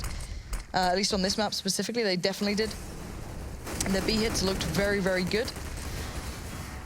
Now though, Jacob going to try and get a little aggressive. He's going to see where that nade came from, finds a lovely angle for it too. So if Penta, or if it's Crystal, if he tries to back away or takes a bit of a fight and doesn't expect someone to be watching that, he could be in trouble, because it's not initially an angle you always peek. So nice for him to use the smoke and back away from this. They are teasing the utility out of FaZe as well. A couple of nades used, a couple of smokes.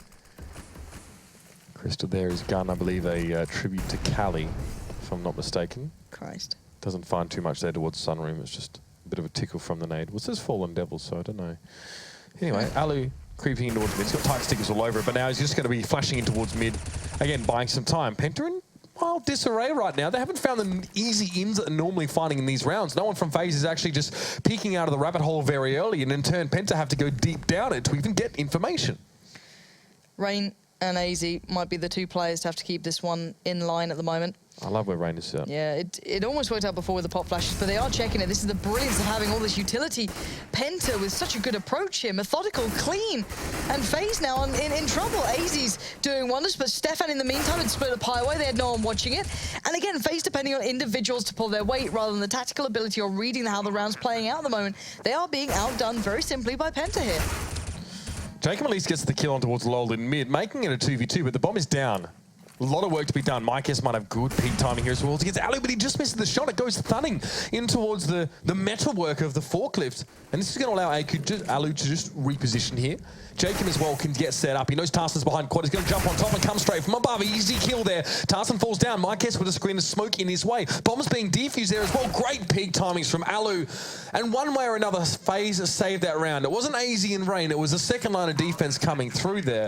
It's funny because I said I liked Rain's position, but I completely forgot that we'd seen that from him around prior. Yep. And Penta already tried to clear that corner. They didn't at the time have the utility to do that. But then he goes back there again, and well, this time Penta had a molly, and they just waited for him to come out. So maybe not so nice. No, but credit to Alu. This is what I'm saying, that FaZe can depend on these individuals to pull this sort of stuff off. But it's not something that you go, okay, they intended for that to happen. They intended that Alu would have to pull off a 1v3 pretty much, or, you know, play along against 3 players. He can do it, definitely. They can all do these sort of things, but is it something you want to bank on? And you'd bank on Alu hitting that shot every day of the week. Stefan having a big performance. Sure, this guy's been impressing me today. He's got balls as well to go for that second peak against an Orpa who already tagged him up, no less. I like it. Good stuff, Stefan. And the FaZe side of mid goes pretty darn quiet. Jacob again tries that spot for the second time. This time he actually gets to do something with it. I think last time he had to pull out of it and head back towards the site. He probably shouldn't do that again. Probably shouldn't pull a Rain. Still, though, gets the kill, and that's sort of what matters here as well. So now we're at a 4v4. Penta are just sitting back on their heels for a moment. They always have Tarson very advanced in position towards his A side. He always sits very, very deep in towards Squeaky, just so he can burst out of the rest of his team. But Penta still seem to want to work A. Now peeks in towards A main. Rain and AZ are going to be at red container.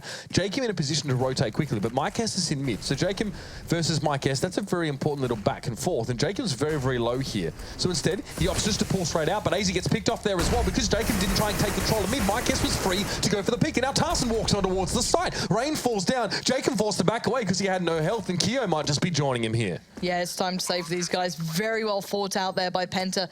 Taking mid control and just hitting those shots. It was Mykes finding that shot towards AZ that impressed me. He was the one with the AWP, looking for those possibilities, and Mykes just outdid him. Of course, AZ's not particularly the main AWPer here, and you just got to see that really coming through. The problem is that I don't think AZ was watching towards mid because Jacob was sat in lobby. So you're very, very close towards mid, but something put him down to 19 health, and it was the trade he actually had at B main. So obviously Jacob was set up on the box in B main, won the trade out, then he went in towards mid. He was watching mid, just not the right part of it there as well. Then he left, then Mykes moved a little bit further up, and then he managed to pick off Rain over on that A site. far from ideal there as well. That may have been communicated, and Rain may have been looking in the direction of mid. I think he was at some point. I saw him looking there when Jacob was still around. Anyway, it's by the by. Point is that because Jacob was so low, he couldn't effectively control mid. He couldn't actually stamp his seal of approval on that part of the map and actually control it. He allowed it to get a Mike S, and that is how you unravel an A-hole from highway with an AWP or anything, really. But definitely nice all peaks there from the Dutchman. I feel as though this game's going to go close again, Mitch. You know what I mean? Like, it's one of those where Penta have started to, once they do get a grip on it, they can take it as far as they need to. Whereas FaZe, I feel as though they still need that big start, or, you know, something to go right for them at the beginning, which is so strange to almost even consider. It's so odd, but at the moment, I've got to feel Penta are really in control here. Their depth yet to be really pushed by FaZe. FaZe, however, trying something a little bit new. They are on a bit of a shoddy buy, so probably as to why. Having 3 players towards mid and kind of playing completely outside of the other side. It's AZ all the way by truck. You do have Jacob in by B, but this is mostly around trying to catch that mid play. I want to see FaZe not lose a player first in this round. They're not losing before 40 seconds remain. Because if Penta go double smoke mid, Molotovs in towards corner and towards Venda, they could have caught those guys out, but they don't. They're going towards B. So there's got to be a pretty darn quick response here from Alu. I don't even want him to go first, to be honest with you. Perhaps Rain better for that job. Follow up. I mean, it's all the same really between them, but Penta pulled out of B. Interesting. I think they're trying to find info. There you go. Finally, they get a bit of a pick here. Alu could be played in off the back. Can't make anything happen. Penta looked for an option, pulled FaZe out positions, and then went for the hit, just making sure they catch them in a bit of an unfavorable position. Jacob gets swept aside. Crystal. See, this is the thing with Crystal as well. He's been playing that kind of B lurking role, always being a pressuring factor, and you wouldn't put him in anywhere near the same category as, let's say, you Get Rights or such, you know, a real, true, I guess, excellent specialist at it. But he certainly has a real ability for doing that sort of thing. And he's been consistently pestering and making it very hard for FaZe to actually feel comfortable on the back of that. And, well, this is another one for Penta with 5 players alive. This stage is going to be going to 7 and 6 before the half. So I have to say, you know, Penta with Kyrie did manage to catch some of their matches. They look a lot more commanding right now. Very, very good here with Stefan coming into the lineup. To see if that's going to be enough to get them over the line here. We'll just pick Kyo. Just toddling off. Toodaloo, as it were. It's going to take 5 over here on the A side as that round does end. So again, I mean, having those 2 players trying to play mid-close is risky. Late round, maybe you're not expecting that, you know, the double smoke and the Molotov execute in towards mid to isolate those players, followed up with a flash. But still, Penta, I like that. I like the flexibility that they have to still pivot around the middle of the map and go back to mid and go, hey, well, we didn't get anything at B. Wonder what's happening over at mid. Maybe they've gotten complacent. Maybe they've tried to sort of move into position and they think we've committed, and bam, they got those 2 easy picks, and then that was, well, the rest was history, really. And the thing is, let's be very honest about this. So far, Penta have gone 1-1 with Virtus Pro. In theory, if this keeps going the way it is, they could be going 1-1 with FaZe. They could be they could be real contenders this season for actually causing some real upsets. Before, they were kind of more cannon fodder-esque in previous iterations of the Pro League, but if this keeps up, this is quite genuinely a very competitive lineup we're seeing with a very nice approach. I think teams will have to be approaching this with a bit of a different mentality next time it comes around, of, you know, being careful about the map pool that they pick against these guys, because Cash is certainly something very impressive. LOL was a big level up, and I think Mike S is coming in, taking the AWP from Crystal and giving him the chance to lurk a bit was also a good decision for this team. Tarston came in from Killerfish about a year ago as their main caller as well. So this is like a super different move. It used to be like Crisby, Stavros, Strux. Very different looking Penta team now as well. But this is probably the strongest one I've seen. It's the reason why they rule the roost in Germany, but it's nice to see that some of those results sort of translate across here. Rain, hit it, Rain, come on. Oh my God. He gets it in the end. Tarston does fall. Again, it was traded over. AZ falls on the site now, and you can see Ali cheeky little position there for the forklift. There's his pistols doing good work. Nicely done by Ali. Might even get himself a 3rd. Mike S goes for a pick. Still so audacious. Dropping Ali towards 5 health, and he finishes him off there. That fell to pieces for Penta up against pistol players. Don't know how many more P's I can alliterate there, but nice round from Alu as well. Got himself those 3 kills. Be happy with that. It could be just like a nice little highlight movie from just over by forklift. You know what I mean? You had Rain doing that in the pistol round now, and now Alu just doing a Penta. With the USP that he gets cornered off on the site, then just like takes a deep breath, and then the base drops and he goes and gets 4 kills. It's kind of mad. All right, so Penta still have really good money though. That was the one thing that when they were building up, they were getting clean rounds. So FaZe have a good buy. but so do Penta. So you're going to see all those mollies. I wouldn't be surprised if it ends up being a B hit. These guys have shown real proficiency hitting that B site with all those mollies in question. And to be fair, considering AZB boosted up here, it's not a bad idea. Stefan's just spamming the smoke. He has no idea that they're actually boosting up. It's just a precaution that you take every single time.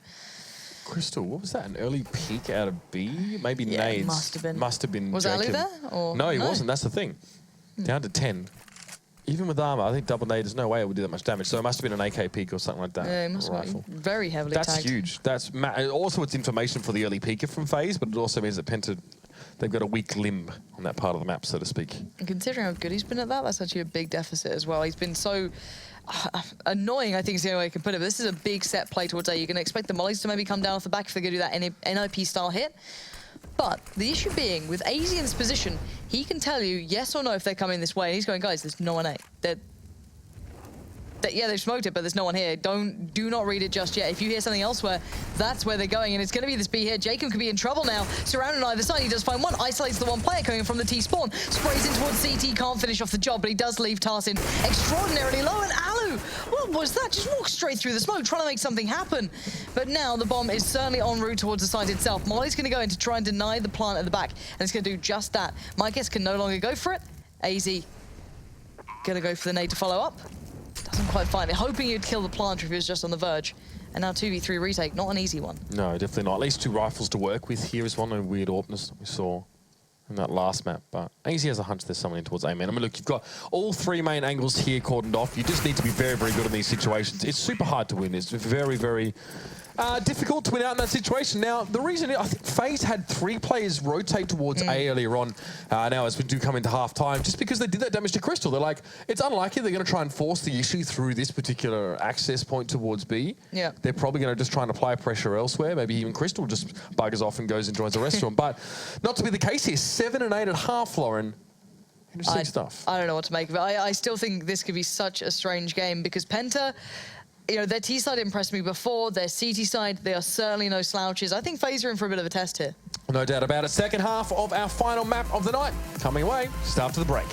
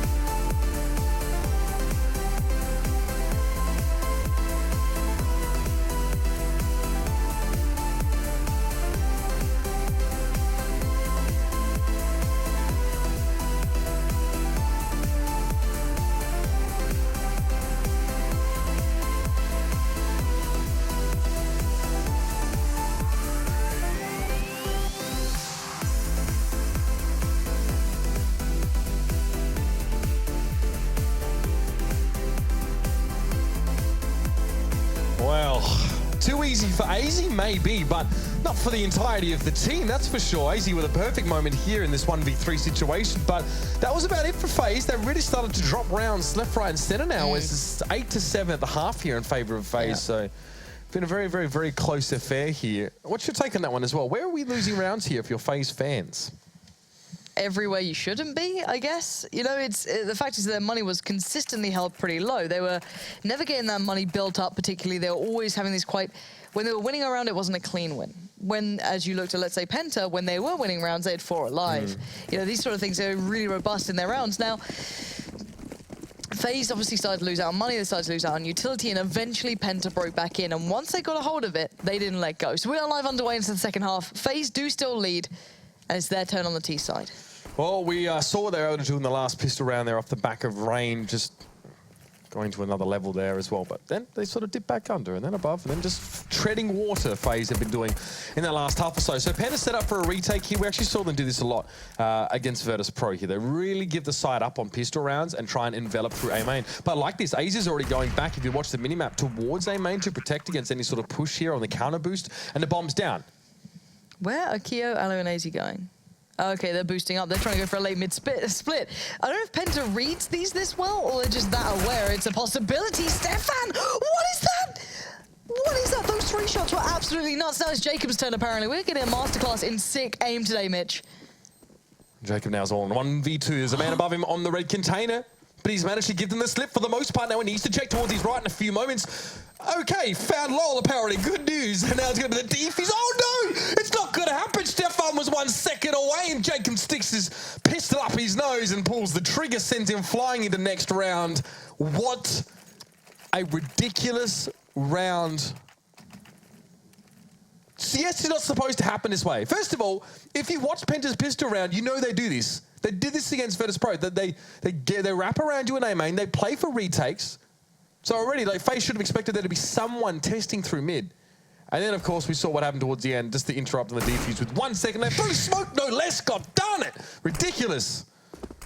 That is absolutely nuts. I don't know. This game is really pulling off all the stops here. So Penta going to force up into this one, try and turn the tides back in their favor after a close round, of course. Now, Crystal does some good early work, however, overwhelmed by the sheer mass of FaZe coming towards that B site. 4 players pouring in, of course, is quite some numbers. Now, Alu's just about to commit, but actually, Penta make their push at the perfect time. Mike S just hops through, does take down Alu, and that's the bomb loose. Now, FaZe have to pull it back into line, as they should, considering they have the rifles, they have the utility, and they have the time. And the number advantage is also going to help them there as well. An extra smoke just for good measure. It's a cherry on top. It also means that Stefan can't see squat. Gonna make his way in towards the lower part here. Entry towards the B side, also obstructed from this avenue. So, all right, boy, it's either pull up your socks, push through the smoke and hope for the best, or sit out there and wait for the round to end. He's going to, in fact, smoke himself through, give him a gap to walk through, give him an edge of a smoke to see. But Jacob also sees him. His head goes rolling as he tries to sneak around the fringes, and FaZe. A bit of a weird start to this half, but they have recovered thus far. I mean, do bear in mind, with that pistol out in freakish circumstances, only FaZe things really. And now, get themselves a couple pistols back in. They've got a Mac 10, just the 1 pistol for AZ here, WMP. I don't know what to make of this game, Mitch. Because I don't believe FaZe are going to close this cleanly. It's like, they've got an early start. Good stuff. After Lauren. Stop trying to analyse FaZe versus Penta Sports. At this point, all hope is lost. No, honestly, that's not even anything against these players. It's just it's the way the game's hard. going.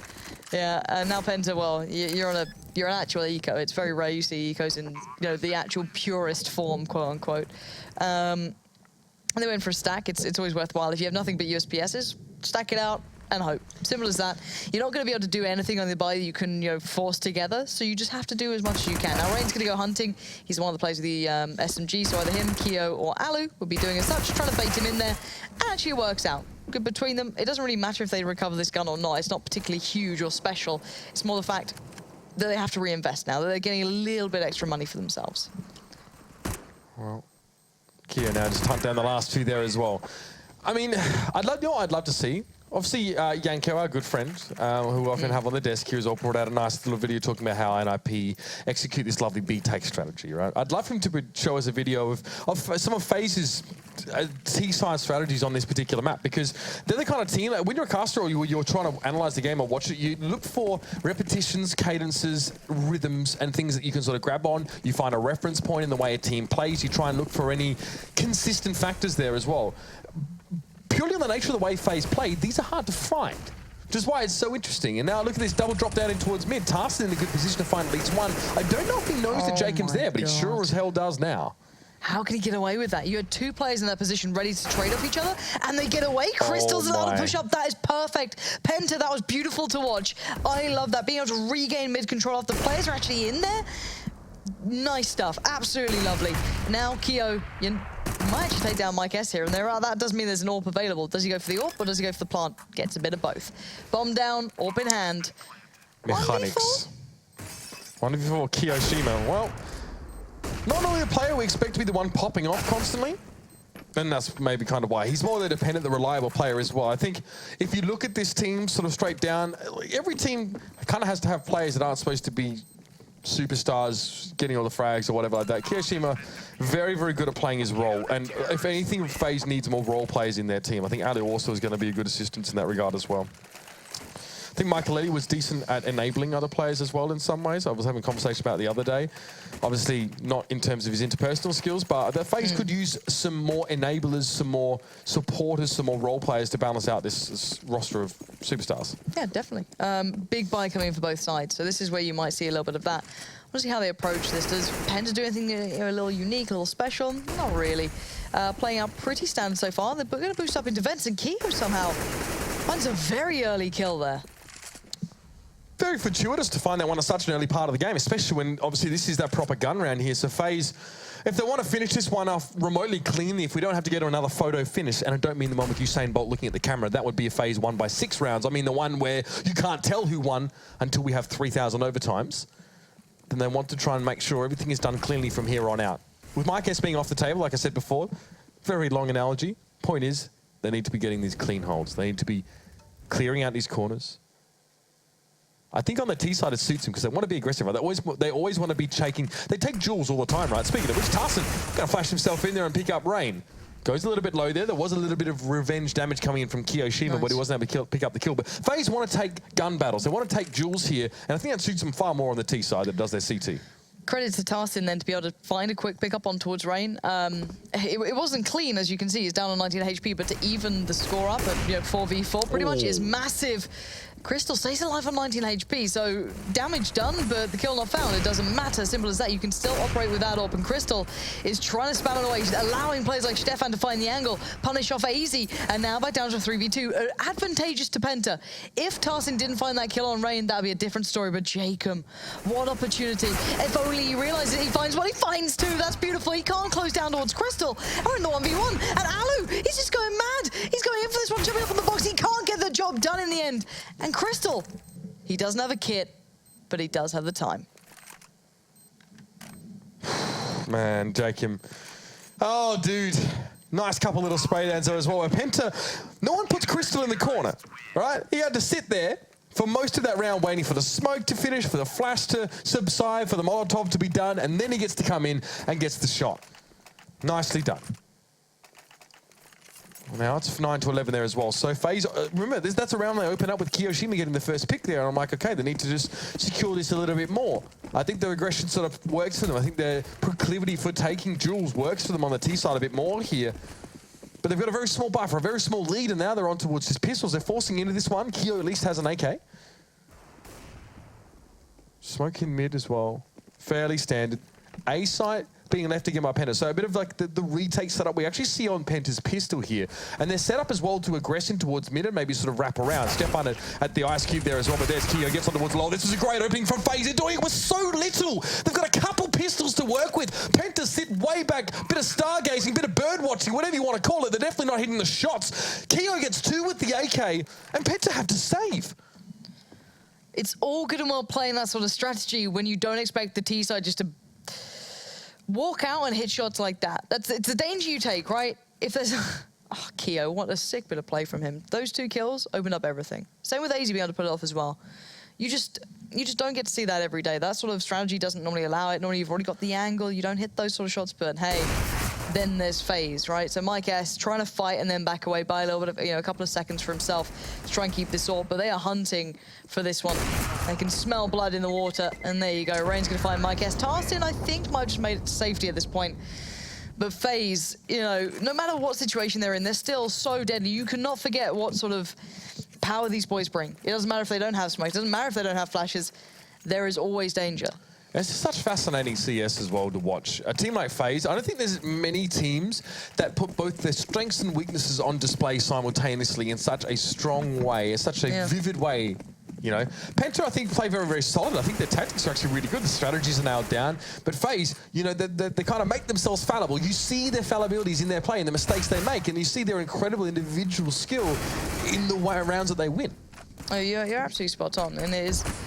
They're very much wearing their flaws on their sleeve at this point, but Keo is not one of them. Keo has been a shining beacon for FaZe aim-wise, but they're actually losing out here, a little hap-handed. Playing one by one, getting picked off by less than ideal buys. Now guns are available left, right, and center.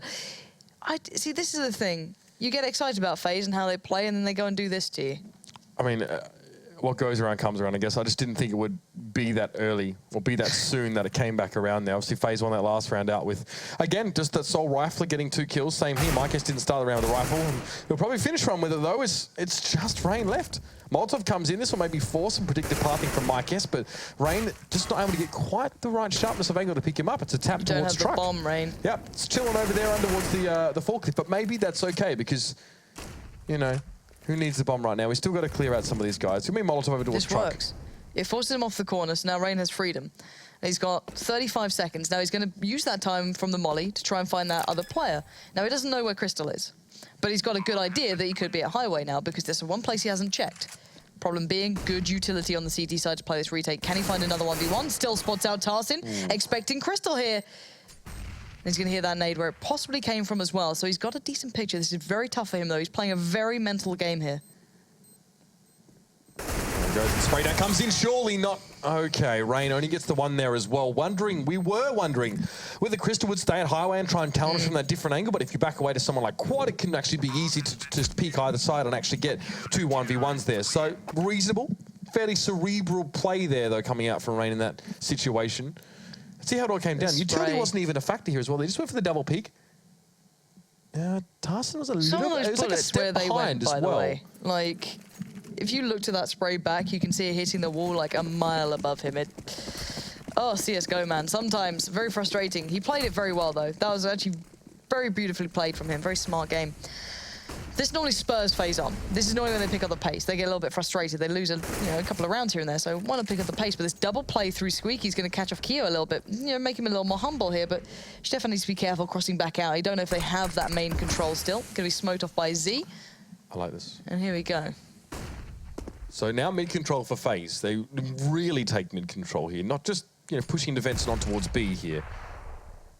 They're boosting up Jacob on towards the sugar cube, and then Ali will actually find Stefan now as well. That's a nice little pickup. That was actually from the boost, if I'm not mistaken. So now Crystal goes down as well. FaZe being a little bit more methodical, picking them apart bit by bit, putting that AWP to work, and also the mid presence now starting to yield dividends for FaZe. Mike S falls down. That's Ali finally get another one. That was a peek out towards A main, and now Lol's all on his own here. Tarsin going to try and come in through, but it's going to be Rain to catch him by time he gets the truck, and Lol, well, his head's going to roll, and it's going to be 13-10 for FaZe there as well.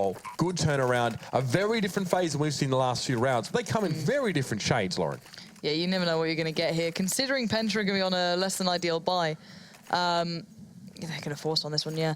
This is the thing. These are the rounds we see Penta actually start picking up because FaZe lose a little bit of that, sharpness to their rounds. I'm hoping we get to see like a nice set piece. One of those B pieces where you get, the mollies coming down, a little bit of everything being utilized. And it actually might be the case here. We've actually got no one playing B for Penta at the moment. Mike S has to come back around for it. I think they were thinking about a stack maybe, averted that, and God. It is the set piece. It's coming through right about now. Mike S just saw it all though. Good flash, doesn't quite close down towards AZ though, and it should be the punishment time now. Crystal's found AZ. Keo replies towards him, and now for V3, this is very favorable towards FaZe. Finally, they have a clean round. The Penta can't set their feet anywhere. They're constantly running, and normally the running gun works for Stefan, but not when he's just got a 5-7 here set up in towards Vent. It's more of an opportunistic position. It's more of a refag, a trade position, but Stefan has to go and face a music call on his own, and Ali just plays, at least he dances to a different tune. It's going to be the AWP that rings through. It's a 14-10. FaZe now within spitting distance of the end. We've seen them get close. But surely FaZe have given themselves enough of a buffer now, especially with Penta having to go for nothing. They have to pretty much play for overtime here. Overtime. Don't say that word. I just said that word. Let's not both say that word. Let's both agree not to say that word. extra time. Non-normal time. Extraordinary time. That's a nice way of putting it, isn't Incredible it? time. Yeah. You want some incredible time with Penta and FaZe, do you? I love incredible time. There it is. Tarson, not so incredible times for him. Bad times. No. Bad touch. Here's a third 5-2. eye. Mike S and LOL trying to do anything. It's a bit of a shooting gallery in mid at the moment. Bodies strewn everywhere. Bit of a massacre. And well, it's claimed one victim.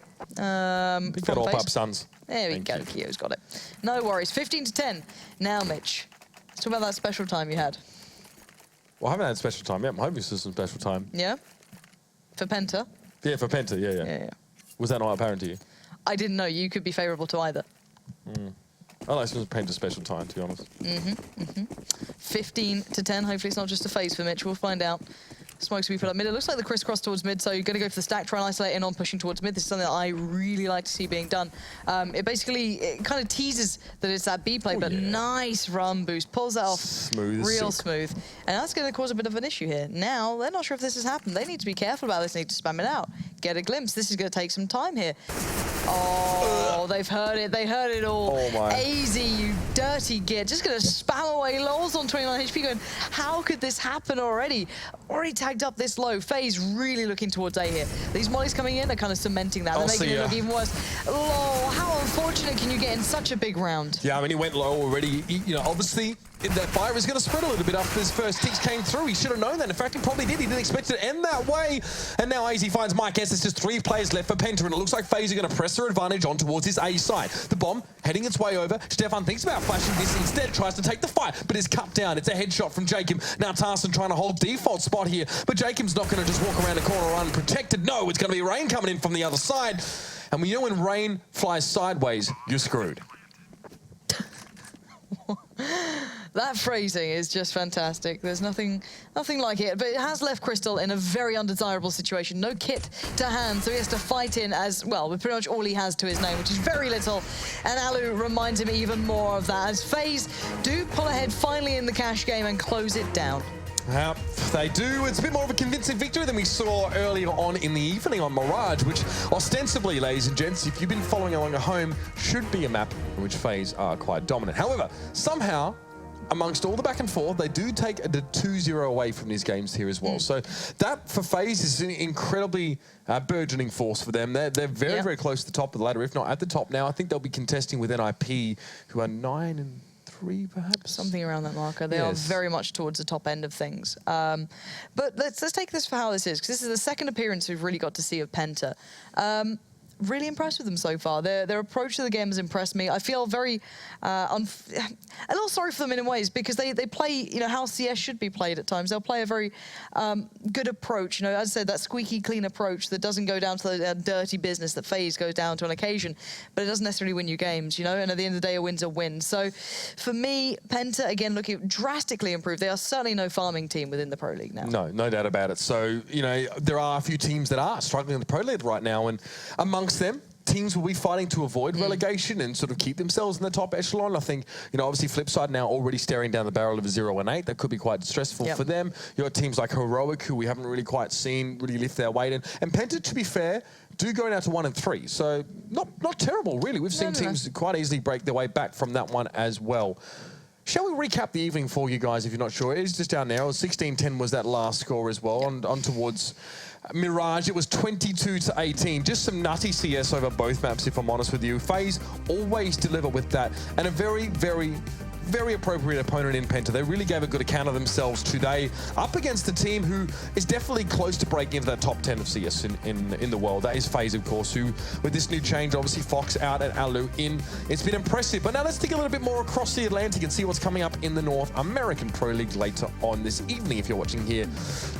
We do have a United going up against Selfless, and then a United versus Winter Fox there as well. So we're going to see plenty of the aforementioned team as well. Again, the Aussies make a reappearance here under Winter Fox, and get to see a little bit more of what Selfless are made of there as well. That is all going to be kicking off from 5 p.m. PST, or if you're on our time, it's 2 a.m. So you got quite a few hours between now and then, so settle in. Maybe go and watch some CS or play some CS as well, whatever you can do. Tomorrow, more of FaZe Clan coming up. You asked for it, you got it. They're going to be up against Fnatic in the first game of the night. And then, Lauren, it's going to be a German derby.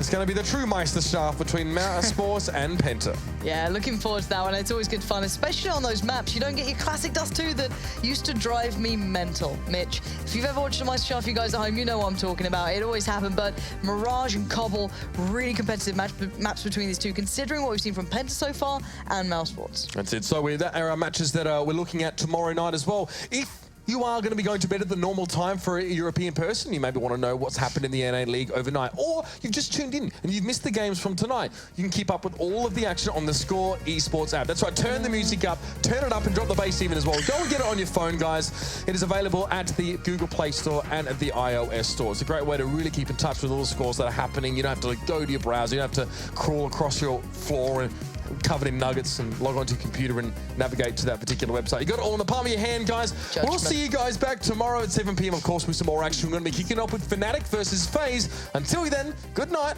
We'll see you tomorrow.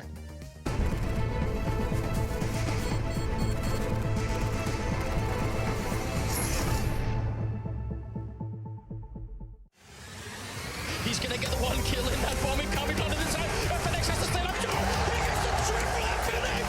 Oh my god, what a way to win that round. They don't have a smoke, so this orb is still. Oh, love that.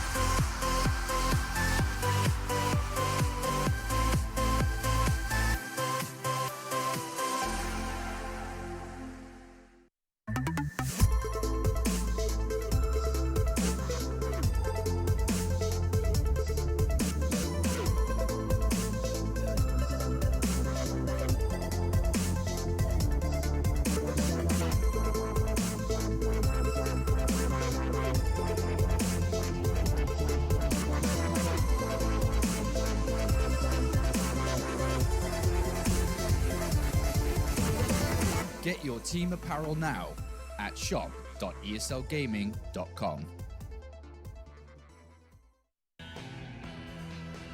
I'm back! Now that Kinguin has partnered with ESL Pro League, you have even more of a reason to buy the skins you need. No one has a bigger selection of CSGO products. Buy CSGO cases from your favorite players and events, including the ESL Pro League case. Buy and sell skins on skins.kinguin.net. Check it now!